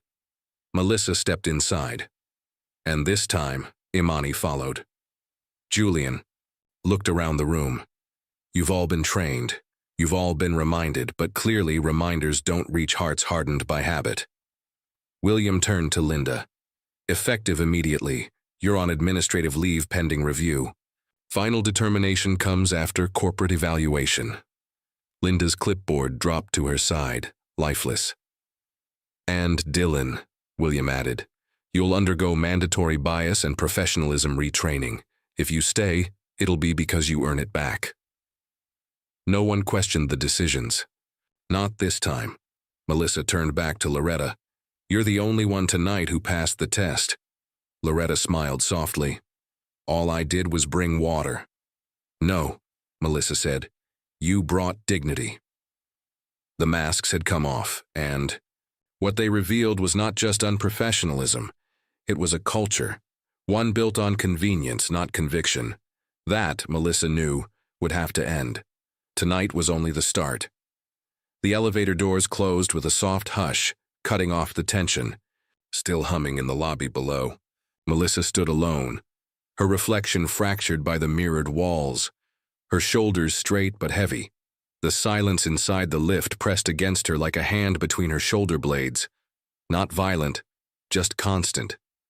She didn't shake it, off she carried it. Suite 1701 opened with a soft click. The room greeted her like a stranger trying to be polite, neatly arranged, overly scented, artificial calm. The kind of luxury that was meant to impress people too tired to care. Floor-to-ceiling windows overlooked Charleston's sleepy skyline, lights like fireflies, too far to touch. She dropped her bag on the nearest armchair and sat at the desk. Her hands hovered over the surface for a beat before opening her laptop. The screen lit her face in a cold glow sharp against the warm-toned room. She didn't check her emails. She opened a blank document and typed, "Dear Mama." Tonight I stood still. I didn't yell. I didn't plead. I didn't try to convince anyone of my worth. I let them look at me and decide what I wasn't. Then I waited for them to realize how wrong they were. Her fingers paused, then moved again, slower.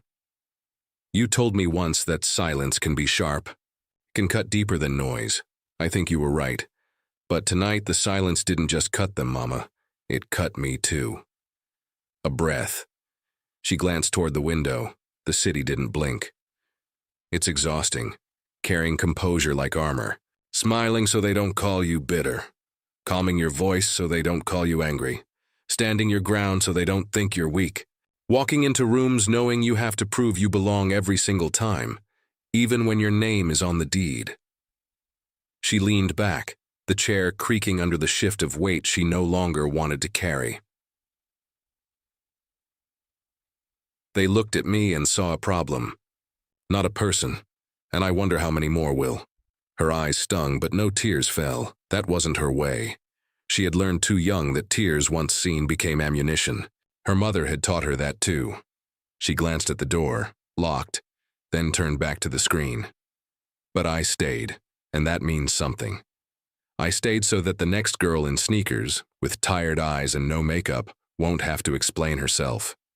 I stayed so they'd remember what happened when they let their assumptions speak louder than their hospitality. A soft knock interrupted the stillness. Room service? No, too soon. She waited. No second knock came. She ignored it, typed, again. And yet, even now, I feel tired, not defeated, just worn. This job gives me power, yes. But it doesn't protect me from what people choose not to see. She blinked once, stared at the blinking cursor. Then added one last line. I won't quit, Mama, but tonight I needed to tell someone the truth, before I go back to being unbreakable. She closed the laptop without saving the document. She didn't need to. It was never meant to be sent. She rose slowly, walking over to the window. The city looked softer now, less like something to conquer, more like something to outlast. Her reflection hovered in the glass, still standing, still here. The knock had been a false alarm, but the pressure, that was real. And so was her promise. The morning light filtered through the floor-to-ceiling windows, pale and precise. Charleston's skyline blinked awake beneath it, the city pretending nothing had happened while the air still pulsed with the memory of the night before. Melissa stood in silence, dressed in black slacks and a white blouse, her curls pulled back into a low twist, composed, not concealed. The suite felt colder than it had last night, not in temperature, but in spirit. She had slept little, if at all, replaying conversations in her head, each one sharpening the next. She didn't need caffeine. She needed clarity. At exactly 8:00 a.m., her phone vibrated. Julian. We're ready. They're gathering in the staff conference room. Williams. Already here. HR just arrived. On my way, she said, voice steady. Downstairs, the mood was different. The lobby was quieter, flatter. Guests passed through with distracted glances, sensing something had shifted but unsure what. Behind the check-in desk, Dylan looked paler than usual. He avoided eye contact. With everyone. Linda was nowhere to be seen. Loretta rolled her cart methodically across the tile, not hurrying, not hiding. She nodded once when she saw Melissa, a silent salute. The staff conference room was tucked behind the main office wing, normally used for onboarding and vendor calls, not what was about to unfold. Melissa stepped in. William stood near the front, arms crossed, face unreadable. Julian adjusted the projector, setting up a flat, no-nonsense presentation. Pamela sat alone in the back corner, hands in her lap, a phone face down beside her. The rest of the staff filed in slowly, uniforms crisp, faces drawn. Some looked curious, others wary. A few are ashamed. Melissa didn't sit. She stood before them like the quiet center of a storm. "You all know who I am now," she began. "But last night most of you didn't, and the way I was treated proved that it didn't matter." Dylan shifted in his seat. A few eyes flicked toward him, then away. "I came here without announcement for a reason. This wasn't about catching anyone off guard. It was about seeing the truth. The version of this hotel you show when no one with a clipboard is watching." Julian clicked the remote. The projector flickered to life. Still images from the security footage appeared. Melissa is at the desk. Dylan looked away. Tom is moving. Linda crossed her arms. The moments were clear. Even without sound, they told the full story. Melissa continued. "This wasn't a one-time mistake. It was muscle memory. An instinct rooted in assumptions, and if it happened to me, it could happen to any guest who didn't look like the brochure." She let that sink in. "We talk a lot about standards, hospitality, professionalism, but none of that matters if it falls apart the moment a guest doesn't fit your profile." William stepped in. "As of this morning, Linda Ford has been placed on indefinite suspension pending investigation. Security personnel are being rotated out for retraining. Dylan will enter a 30-day probation period. All staff will undergo bias, diversity, and sensitivity training immediately." Gasps, murmurs. Melissa raised her hand. "No one is being punished for asking questions. You're being held accountable for how you ask them, and why." She turned to Pamela. "Last night you recorded what happened. Not for attention, for truth. That's integrity. Pamela has been offered a position to continue her training with us beyond this internship. If she accepts, she'll work directly with my office on guest experience auditing." Pamela looked stunned, then nodded slowly. Loretta cleared her throat gently. "Ma'am, if I may." Melissa nodded. "I've worked here since the doors opened. I've seen staff come and go, seen good people get tired, and tired people get careless. But last night I saw something else. I saw you stand your ground without raising your voice, and for the first time in a long time, I felt proud to wear this uniform." The room was silent, but it wasn't empty. Julian added, "This isn't just a reset, it's a reckoning. From this point on, every employee across the Rowan Group will be reminded, your bias is your liability." Melissa looked around the room. Some heads were bowed, some lifted, some looked away, but all of them were listening. "I didn't come here to fire people," she said. "I came here to find out if the culture we built had roots. Turns out some of it still needs watering." She stepped back. William stepped forward. "Mandatory debriefings start at noon. Training sessions begin at 2. This hotel will operate, but it will not operate unchanged." Melissa left the room without fanfare. No applause, no final speech. She didn't need it. As she passed the front desk again, Dylan stood, eyes down, but straighter than before. Pamela followed behind her a few steps later, shoulders set, grip firm on her phone. Loretta continued cleaning, but she smiled, and for the first time that day, Melissa did too. The conference room was empty now.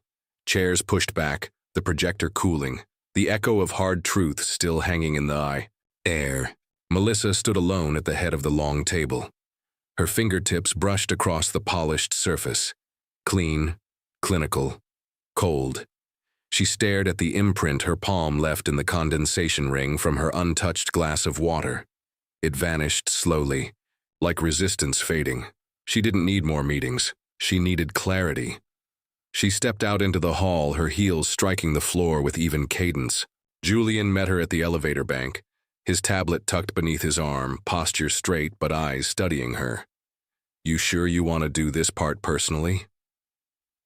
"Yes." He didn't question further. He just nodded. Downstairs, the lobby had changed again. The air felt stripped, like static after lightning. The guests moved quietly. The staff watched the floor more closely. Linda sat on a side bench, back straight, hands clasped tight in her lap. No clipboard now, no script, just consequences, waiting to be spoken. Dylan stood behind the desk, stiff in posture, eyes flickering to Melissa as she entered. He didn't look away. He just stood. Tom, the security guard, was leaning against the back wall, shoulders slouched. Radio silent. Melissa stepped fully into the space. She didn't raise her voice. She didn't need to. She stopped in the center of the lobby. Everyone. Heads turned. Posture shifted. A breathless stillness swept across the room. "What happened last night wasn't new," she said. "It wasn't rare. It wasn't unexpected. That's what makes it so dangerous." Her words hit like truth wrapped in steel. She turned slightly, meeting Dylan's gaze. "You didn't see me. You saw a problem." Then to Tom. "You didn't assess a situation. You sized up a stranger." Finally, she looked at Linda. "And you didn't enforce policy. You enforced bias." She let it land. Let them sit in it. "Didn't come here to embarrass you. I didn't come to punish. I came because this company was built on something I refused to compromise." She paused, then stepped closer to the front desk. "Respect." Pamela appeared quietly from the hallway, tablet clutched tight. Loretta joined her, hands still damp from cleaning, eyes sharper than ever. "I didn't need you to know who I was," Melissa continued. "I needed you to treat me the way you would anyone else. The fact that it didn't happen means we failed at the most basic level, not as employees, as people." William entered the lobby silently, standing by the far. While he didn't speak, he didn't need to. His presence was punctuation. Julian stood by the entrance, calm, watching, ready. Melissa took one final breath. "If you need a name tag or a suit or a title to offer someone dignity, you're in the wrong line of work." The room remained still. "I want every staff member across every Rowan property to hear this. Your bias is your liability. Your assumptions are your risk. And if you misjudge the wrong guest, you're not just failing them. You're failing this brand." Linda's jaw clenched. Her voice broke through, small but steady. "I made a mistake." "You made a choice," Melissa corrected. "The mistake was thinking there wouldn't be consequences." Linda said nothing. Dylan stepped forward slightly. "I want to do better." "Then do it," Melissa said. "But know this, second chances aren't guarantees. They're responsibilities." Tom straightened up. "I didn't think I was doing anything wrong." "That's the problem," Julian said from across the room. "You didn't think at all." Melissa turned away from them, then paused. "This lobby doesn't need to remember my name. It needs to remember this moment. Because how you treat someone, when you think no one is watching, that's who you are." She walked past the front desk. Pamela stepped aside. Loretta gave a small, firm nod. Melissa didn't smile. But she walked taller. She didn't need to raise her voice to leave an echo. The hotel lobby returned to motion, but not to normal. The air hadn't softened. It had sharpened. Melissa could feel it in the silence that followed her every step, in the restrained conversations at the front desk, in the eyes that avoided hers. Not out of contempt now, but out of uncomfortable recognition. Something had shifted. Permanently. She walked to the board near the elevator, normally used for posting schedules, menu changes, and supplier notices. It was half filled with laminated sheets and clipped memos. She removed a folded envelope. From her coat pocket, opened it, and pinned its contents to the board. A single sheet of ivory paper. Typed, signed. No heading, no corporate letterhead. Just 12 words, centered and clean. Don't just train them to serve, teach them to see people. No one saw her place it. That wasn't the point. She stepped back and stared at it for a breath longer than she needed, then turned and walked toward the cafe.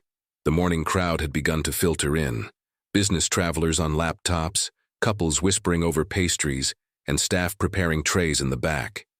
She passed them without disruption, without hurry. She wasn't checking anything now, she was absorbing. "That's my daughter." The room froze as the billionaire owner stepped forward, his voice calm but cutting through the noise like thunder. "What just happened? Where in the world are you watching from today? New York, Lagos, London? Drop your city in the comments below." At first glance, she was just a black waitress humiliated by a wealthy guest in a luxury hotel. But no one expected the powerful man behind the scenes to reveal that. Tonight's story is more than drama. It's a wake-up call about class, power, and dignity. What would you have done if you were in her shoes?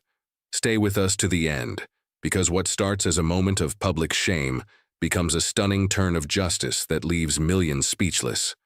Don't forget to subscribe to our channel for more real stories that hit deep, and let us know if you saw the twist coming. This one, you'll remember.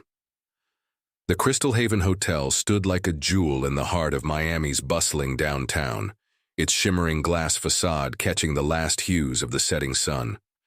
Inside, the grand dining hall glowed like something out of a dream. Gold light spilled from chandeliers that hung like constellations above the polished marble floor, casting star-like reflections on the crystal stemware below. The air smelled of aged wine, white truffle, and polished opulence. It was the kind of place where everything gleamed, where time moved a little slower, and every whisper carried the weight of money. But amid the glitter and the clinking glasses, there moved a figure who didn't belong to the world of designer gowns and investment portfolios, yet belonged more than any of them would ever know. Amara Brooks weaved between the tables like a dancer trained in silence and precision.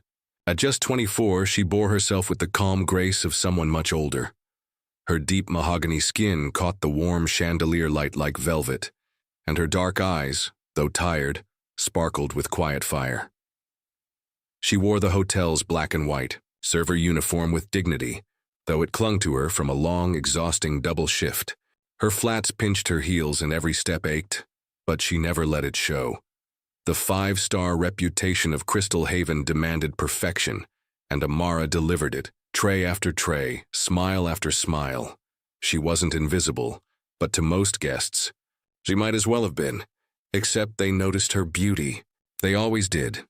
What no one noticed, what no one could have guessed, was that Amara didn't need this job. She didn't need the modest paycheck or the aching feet or the long nights wiping up rich people's messes.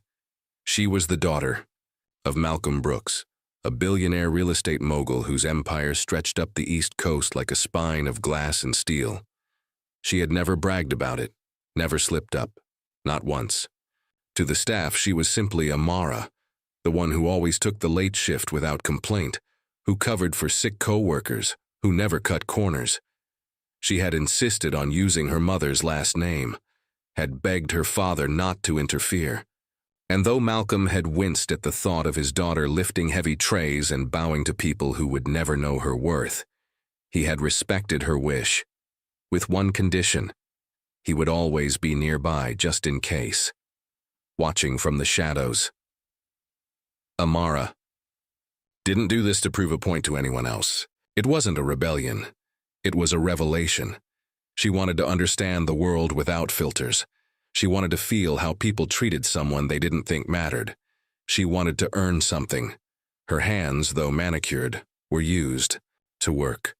Her heart, though full of dreams, was grounded in purpose. So tonight, like every other, she moved among the elite, her smile steady, her posture upright, her pride buried deep beneath her professionalism. Across the room, a quartet played soft jazz, barely audible beneath the low hum of conversation, and the occasional laugh too loud to belong in a room like this. Amara approached table 14, where a silver-haired couple nodded approvingly at the amuse-bouche she had just delivered. "Exquisite," the woman said, dabbing the corner of her mouth with a linen. "Tell the chef, won't you?" Amara bowed slightly and promised she would. Moments like these made the night bearable. Small acts of kindness, rare as they were. Still, they never pierced the veil of distance. She was always the girl, or young lady, or worse, you. There, never Amara. Back in the service station, she refilled glasses with the practiced rhythm of someone who had learned to move without thought. Her colleague Jamal passed behind her with a wink. "Almost done?" he whispered. "Still got 2 hours." She replied, then smiled. "But who's counting?" The banter helped. It reminded her she wasn't alone. And yet, even with friendly faces around, there was a solitude to the role, an invisible line drawn between the served and the serving. Amara knew it better than anyone. She had lived on both sides. The clock ticked toward 8 p.m. The pace quickened. New reservations were coming in, some names familiar. Local celebrities, influencers, hedge fund heirs. Amara checked the seating chart again, wiping a smudge from her apron. Her next table was in the east corner, one often reserved for VIPs. A flicker of anticipation passed through her. Not because of who she would serve, but because of how she would serve them. To her, every table was a stage, every gesture a chance. To perfect her craft, she lived in the details. How the silverware aligned, how the glass caught the light, how to set down a dish without a sound. And then, the energy in the room shifted, subtle like a temperature change. The host at the entrance straightened. A murmur ran through the nearby staff. Amara turned and saw her. A tall blonde in a sculpted emerald dress, diamonds glinting at her throat, heels clicking against the marble like a slow drum roll. Vanessa Carlyle, a name Amara recognized from magazines and whispered gossip. Heiress, influencer, socialite, trouble. Her reputation preceded her, a trail of rudeness, privilege, and headlines that were more spectacle than substance. She didn't walk into a room. She arrived like she owned it. Vanessa barely acknowledged the host as she was guided to the prime table in the east corner. She sat, crossed her legs with precision, and pulled out her phone before the chair had even settled. Her fingers tapped. The screen, her eyes never lifting. Amara inhaled quietly, steadied her tray, and walked toward the table. This was just another guest, she told herself. Another order. Another moment to do her job with pride. But something in her gut twisted, just slightly. She approached with her warmest voice, the same one that had charmed angry customers and soothed the most impossible of clients. "Good evening, ma'am. Welcome to Crystal Haven. May I get you?" "Started with something to drink?"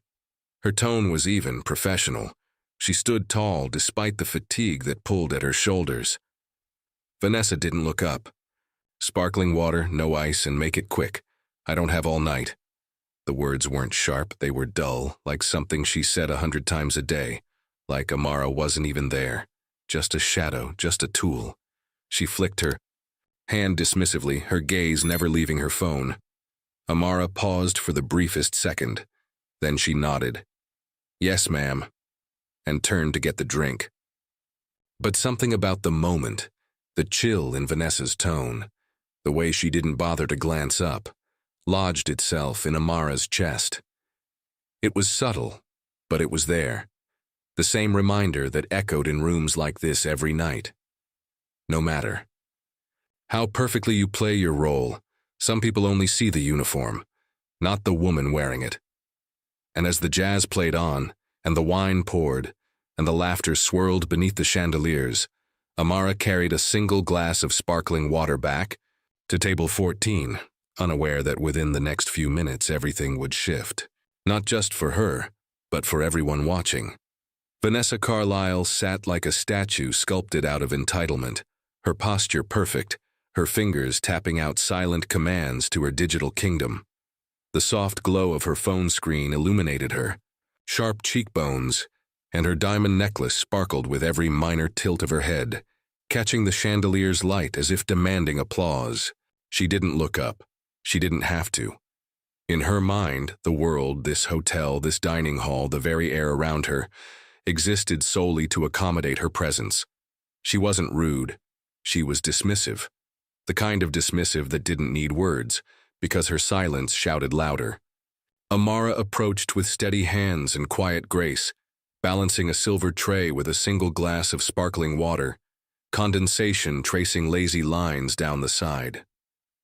Amara reached the table and gently placed the drink down on the linen cloth, aligning it just to the right of Vanessa's untouched cutlery. "Here you are, ma'am," she said softly, her voice calm, practiced.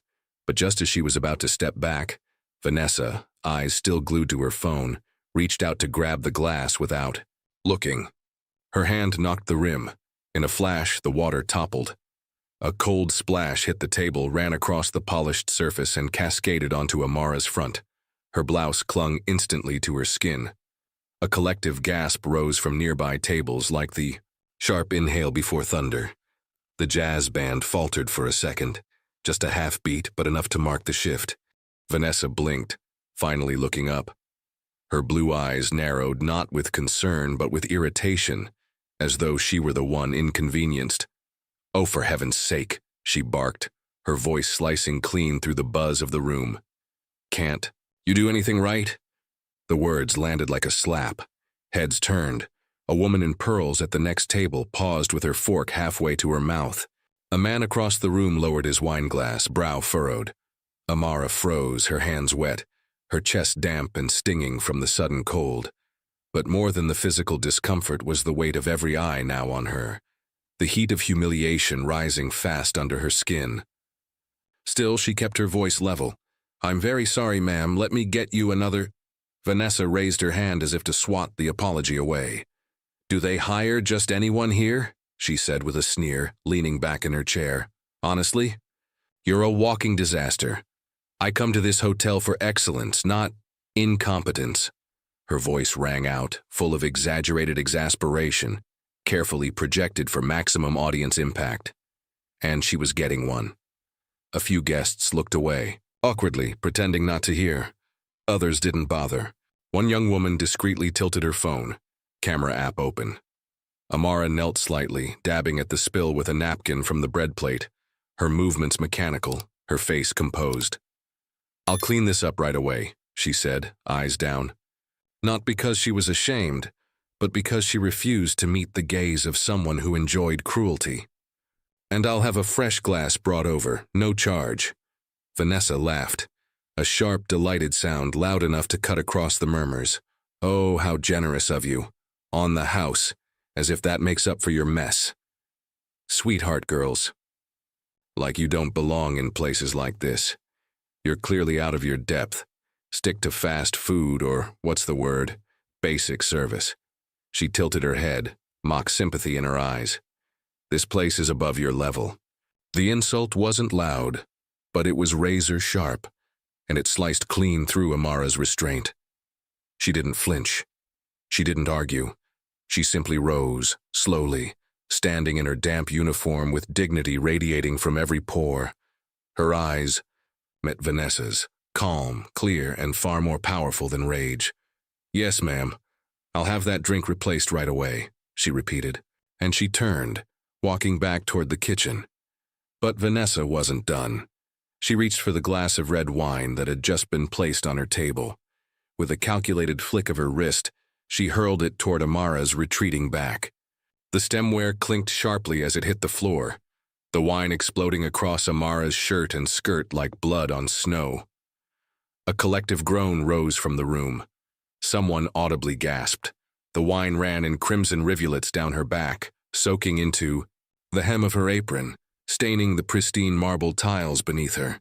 Vanessa burst into laughter, a high-pitched, delighted cackle. "Maybe that will teach you to pay attention," she called out, still seated, still smirking. Her voice echoed, triumphant, daring anyone to challenge her. Amara stopped in place. Her hands trembled, not from fear, and not entirely from shock, but from the sheer restraint it took to keep standing. Her breath caught in her throat. For a brief moment she stared straight ahead, her back to Vanessa, the hum of the dining room swirling around her like static. And then she inhaled, deep, steady, and continued walking head held high. No one could say she stormed off. She did not rush. She did not crumble.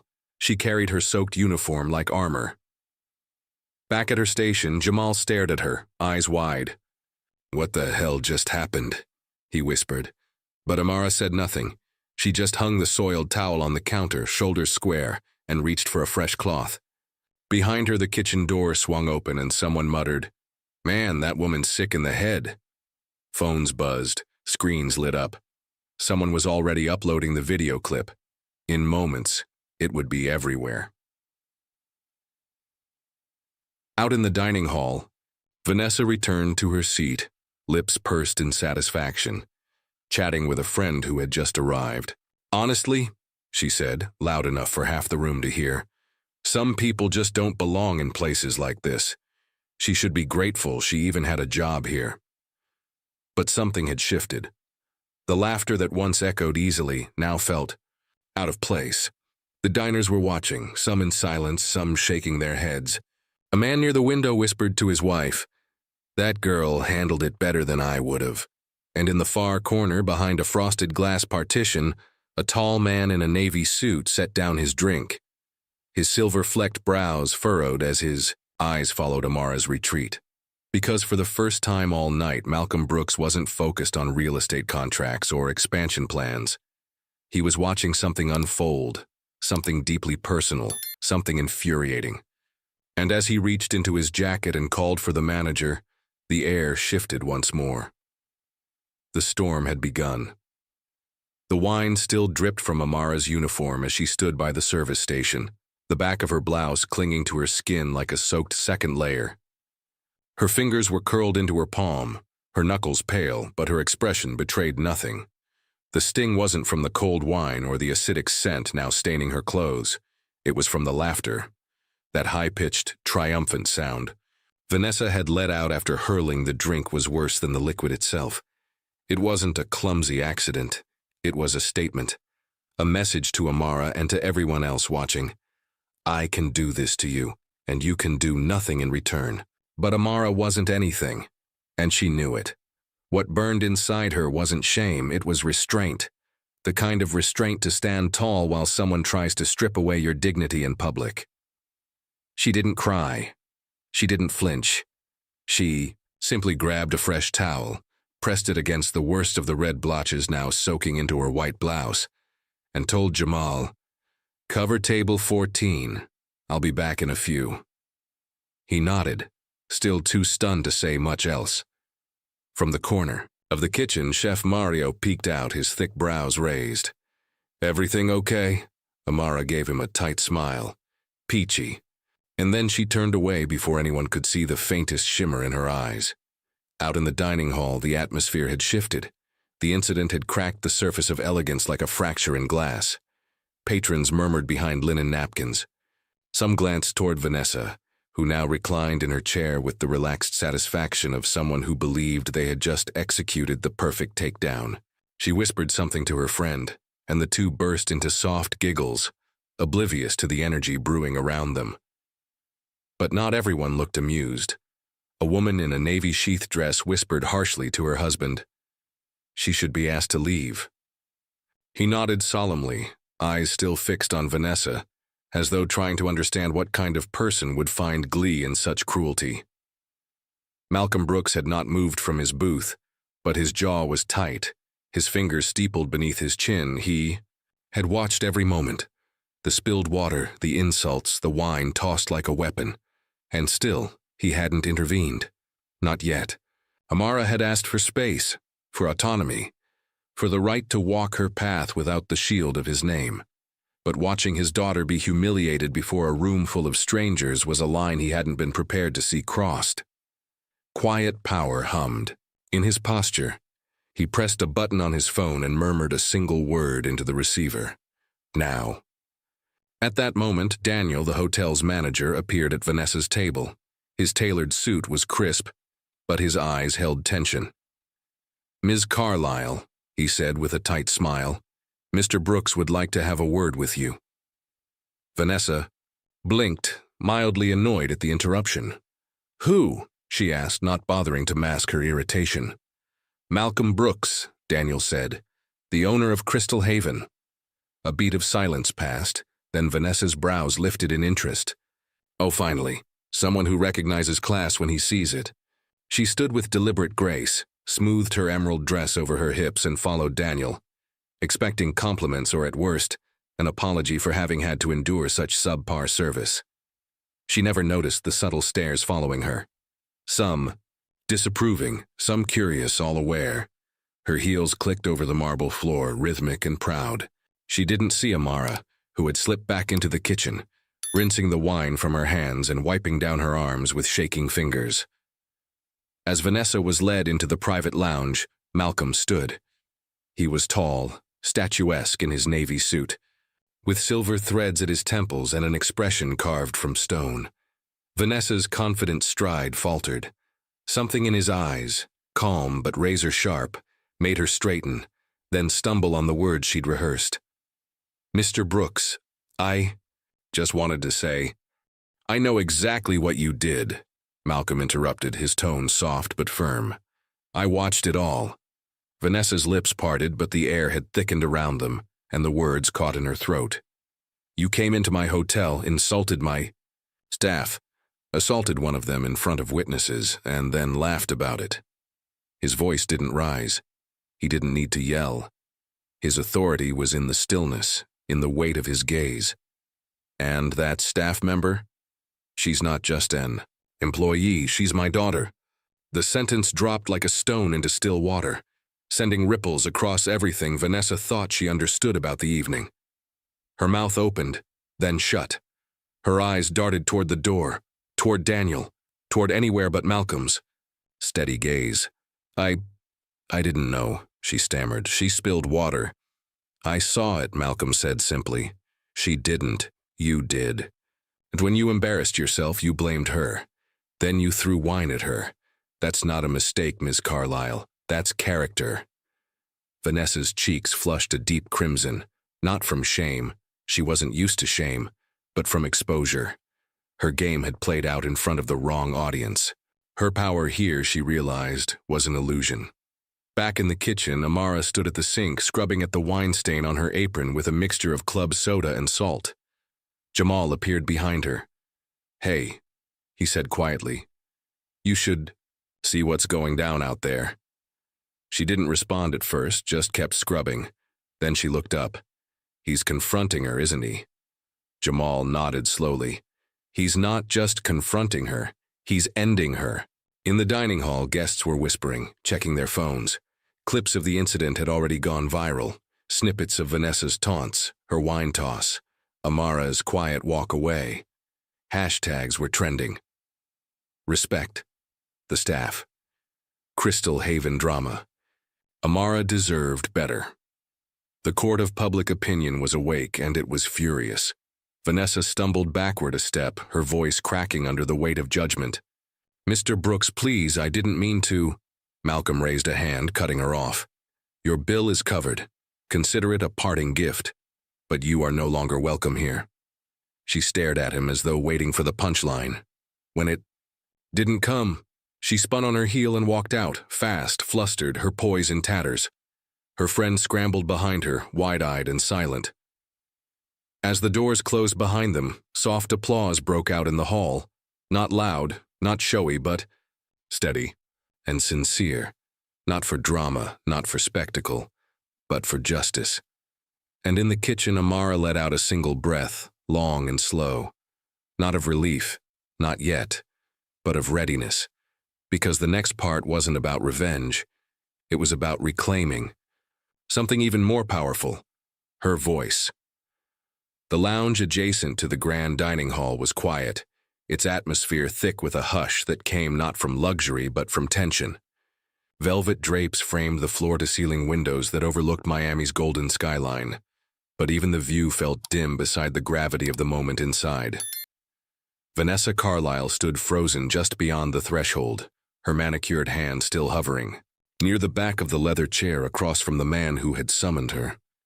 Malcolm Brooks hadn't moved since she entered, but his stillness felt louder than any outburst could have. His gaze didn't waver. It held her in place with the weight of authority, built not just on wealth, but on wisdom earned through decades of storms he'd weathered and won. And now he was here to weather this one for his daughter. Vanessa tried to recover her footing, though the soles of her confidence had already worn thin. "Mr. Brooks," she began, voice soft and honeyed. "This is all just a terrible misunderstanding. I came here expecting the five-star experience your hotel is known for, but instead, you delivered a public assault." Malcolm cut in, not unkindly, but with absolute clarity. "You humiliated an employee. You mocked her, laughed at her, and when she turned her back, you threw wine on her." His voice was low, yet each syllable struck like a gavel. "You did that, Miss Carlyle, and you did it in full view of people who don't forget cruelty easily." Vanessa blinked, her throat working to swallow a surge of panic. I didn't realize who she was. I didn't know she was—" "My daughter?" Malcolm asked, rising slowly to his full height, towering over her like a verdict. "That shouldn't matter. No one, no matter who they are, deserves to be treated the way you treated her. Not a waitress, not a janitor, not a CEO, no one. But since you insist on identities, let me clarify something for you." He stepped closer, his tone unshakable. "Amara Brooks is not just my daughter. She is the soul of this hotel. She chose to work here to understand people like you, who wield wealth like a weapon. She wanted to learn humility from the ground up, and what you taught her tonight was exactly why that matters." The words landed with finality, and Vanessa staggered back a step as if struck by the weight of her exposure. Her cheeks burned a new shade, no longer the pink of embarrassment, but the red of a mask ripped off too late. She glanced around, the room as though someone, anyone, might interrupt, might save her. But no one came. Only Daniel stood silently near the door, arms crossed, eyes unreadable. There would be no lifeline tonight. "I thought she was just—" Vanessa's voice cracked under the strain. "I mean, she looked like she worked here." "She does," Malcolm replied, "and she worked harder in one evening than most people do in a week. But that didn't give you the right to degrade her. You didn't see a person, Vanessa, you saw a uniform. And that's what makes this more than a misunderstanding. That makes it a choice." Outside the lounge, the dining hall was quieter than usual. Guests whispered in low tones, phones still flickering with viral clips and comments scrolling like wildfire. The world was watching. In a far corner, a waiter showed a guest a headline already surfacing on social media. "Socialite drenches. Server in wine. Hotel owner steps in." Beneath it, screenshots of Vanessa's smirk, the splash of wine, and Amara's calm, dignified retreat were already being shared thousands of times a minute. Crystal Haven, known for discretion, was now the stage for a public lesson in humanity. Back in the lounge, Malcolm stepped away, signaling to Daniel with a nod. "Escort Miss Carlyle from the premises. She is no longer welcome here." Vanessa's mouth opened, but nothing came out. The word blacklisted hadn't been said aloud, but it hung in the air all the same. For someone like her, whose world ran on invitations, appearances, and exclusivity, this exile from a flagship hotel was more than a social slap. It was a scarlet letter. She turned sharply, clutching her designer purse as though it could anchor her pride. "This isn't over," she muttered, though the words held no threat, only desperation. Daniel didn't respond. He simply opened the door and let her out. At that very moment, Amara emerged from the kitchen. She had changed into a fresh blouse, her hair pulled back tighter now, her face clean, but her eyes still simmering with the echoes of earlier shame. She hadn't asked for justice. She hadn't begged for backup. And yet here it was.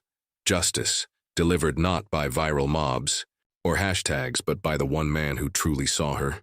She paused when she saw Vanessa walking toward her, saw the flush of defeat on her face, the way her chin trembled though she tried to keep it lifted. Vanessa couldn't meet her gaze. Her eyes darted away as she passed, heels clicking like a retreat drumbeat. The doors closed behind her, and the hall exhaled.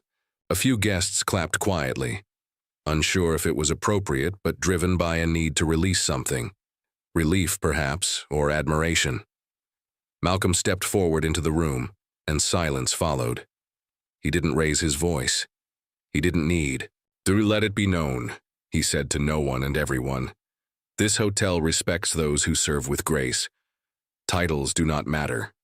Behavior does."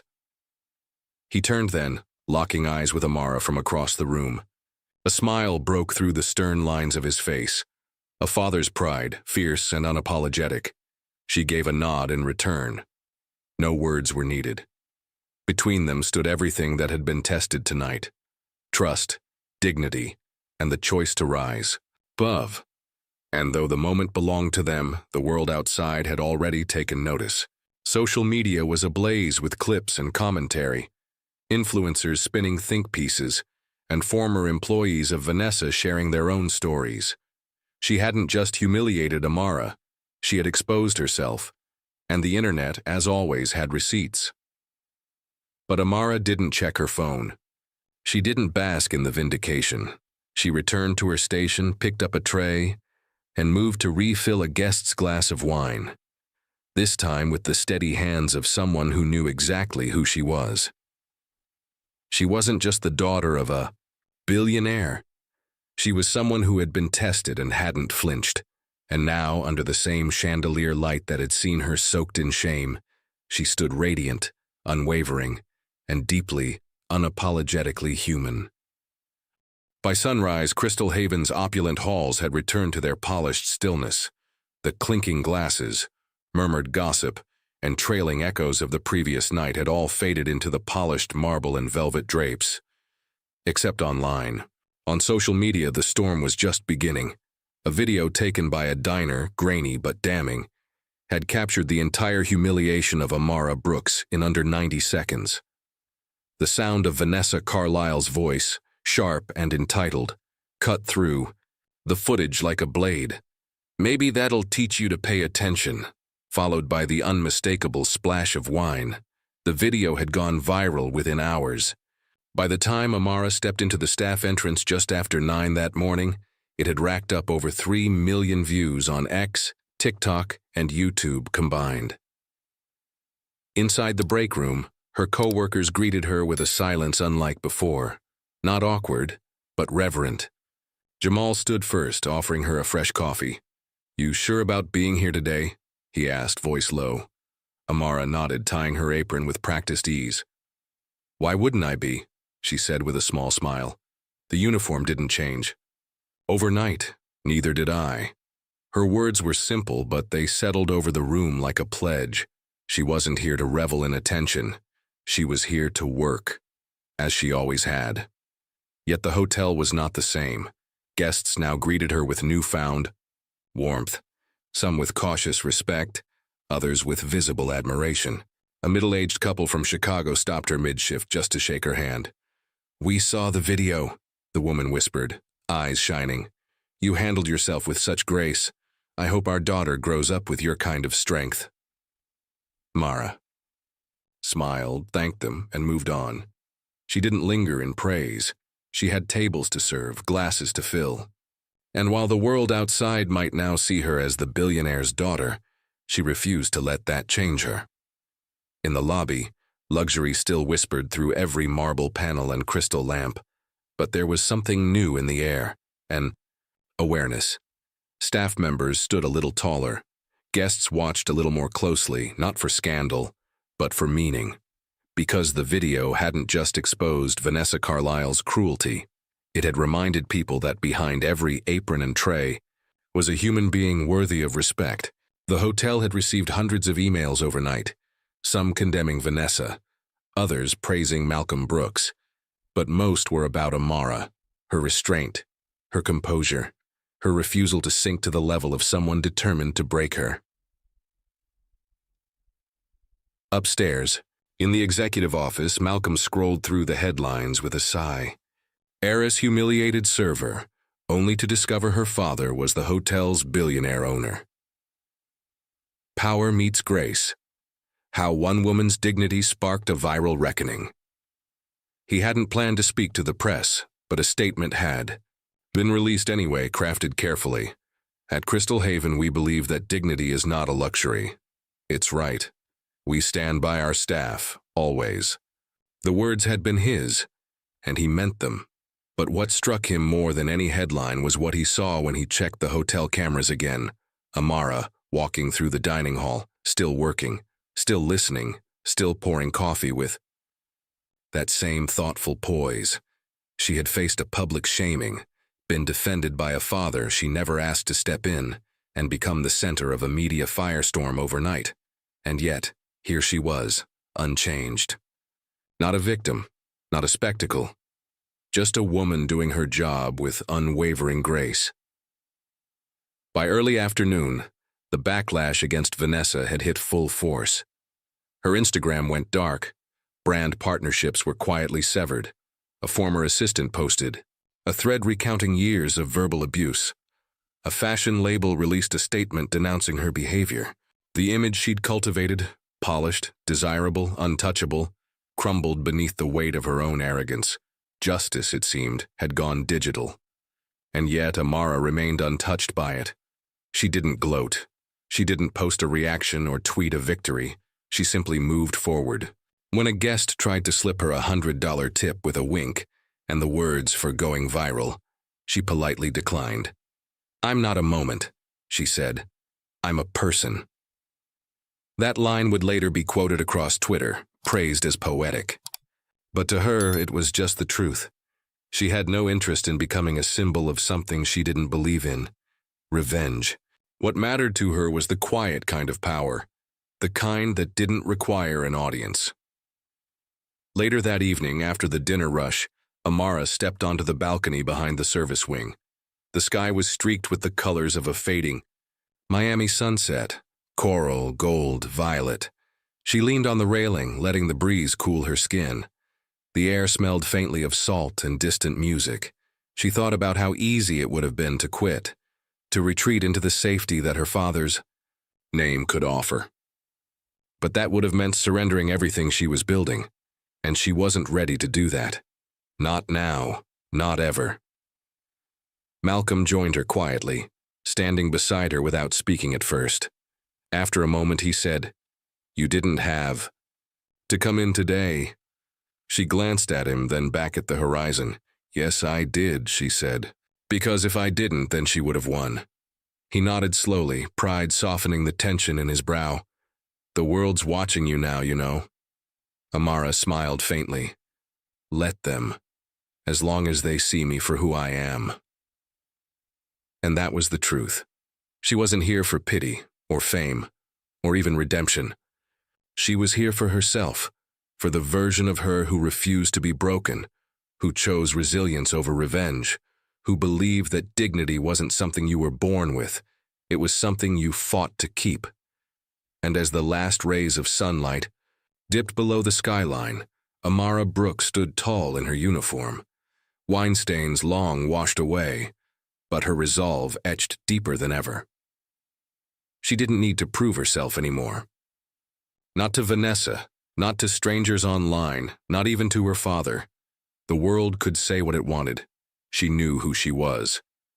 And sometimes, that was the most radical justice of all. Thank you for staying with us through this powerful story of dignity, justice, and quiet strength. What did you think about Amara's choice to keep showing up with grace, even when no one expected her to? We'd love to hear your thoughts.